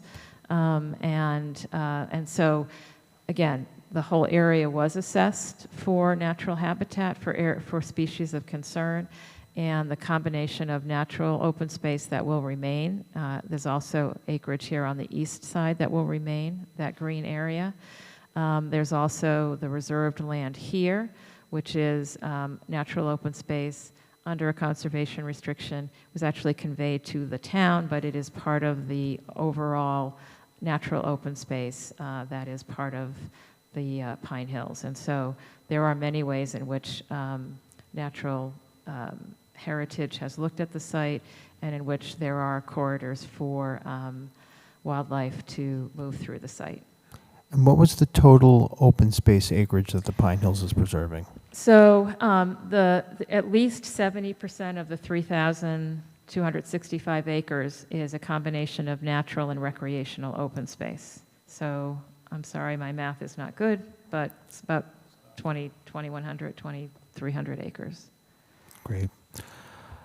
The other comment that was made was the question about the emergency access road. I'm actually not going to even ask you to do that. I'm going to comment separately. As Ms. Sedaris knows, I've actually reported multiple people improperly using that access road, as I have nearly hit them coming out of that road. That road is not in any way, shape, or form suitable for regular public use. And in order to make it suitable for public use would require such an expansion of that area in terms of, as Ms. Sedaris mentioned, sight lines. You'd be clearing out, you'd be eliminating so much of that open space that they're trying to preserve. And at the same time, still, it would be incredibly unsafe coming off of Route 3, because as you very accurately point out, people turn off of that, and when they're making that right-hand turn, they're using that as an acceleration lane, not a merging lane, and they're coming off of that way too quickly. I think that road would be an absolute danger. There would be regular accidents. It wouldn't be an occasional accident like we had today. Yes, I was caught coming out of the Blueberry Muffin for that one myself and had to loop around. But there would be an accident there every day. So I certainly would not support any road plan that made that a regular use for residential traffic. I certainly do know that we will make sure that the police and fire are fully aware, and we do have a fully accessed fire station directly across the street from there in the event of an emergency. First of all, that's probably the first group responding, but they will have the keys. They will know exactly how to do it. This is not something that is unusual to Plymouth. The fire department is very familiar with these types of gates. They are placed in places well throughout, and with something that we as this board has done and made sure, and we have not had problems in the past.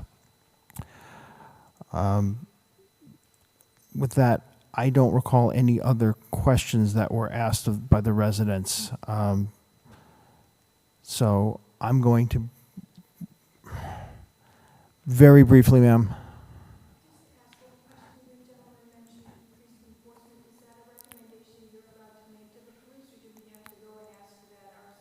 Okay, I'm going to repeat that so you don't have to come to the microphone. In terms of enforcement, we have asked the police to be there, and I can tell you that I regularly watch as there are police cars very often sitting tucked very stealthily in the entranceway to the Pine Hills treatment facility. They are there. They have been there far more often after we made that request as a community about a year ago. They are monitoring. They are catching people. I also know that they actually have focused on large golf events. They have made sure that there is a policeman going back and forth in that area as large golf events are coming out to catch not only those speeding, but those who might have had an extra 1 or 2 at the 19th hole and should not have been behind the wheel. And that's something that we continue to encourage, and this board will continue to encourage, and I will personally reference it every time I meet with the police chief, and will certainly be doing so and all of us, when we attend our village steering committee meetings, will remind the police of the need to look at those areas that seem to be getting extra traffic and extra speed. I want to thank everybody for coming out tonight and for staying this late. I know it is quite a bit much, and as much as I know my fellow board members want to get out of here, I do repeat this each time. We appreciate your coming. We want to hear from you. We want this room to be busy every time we are here because this is important. So thank you all for coming. I do appreciate it. With that, I'm going to bring this back to the board for a motion.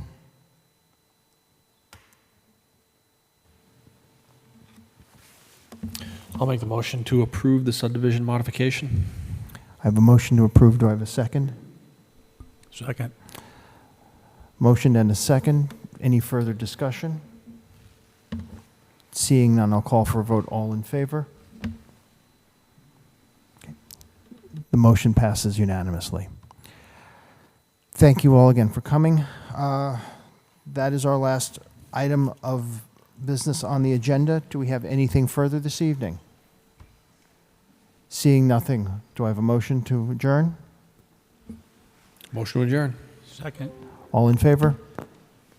This meeting of the Planning Board is adjourned. Thank you all very much. Recording stopped.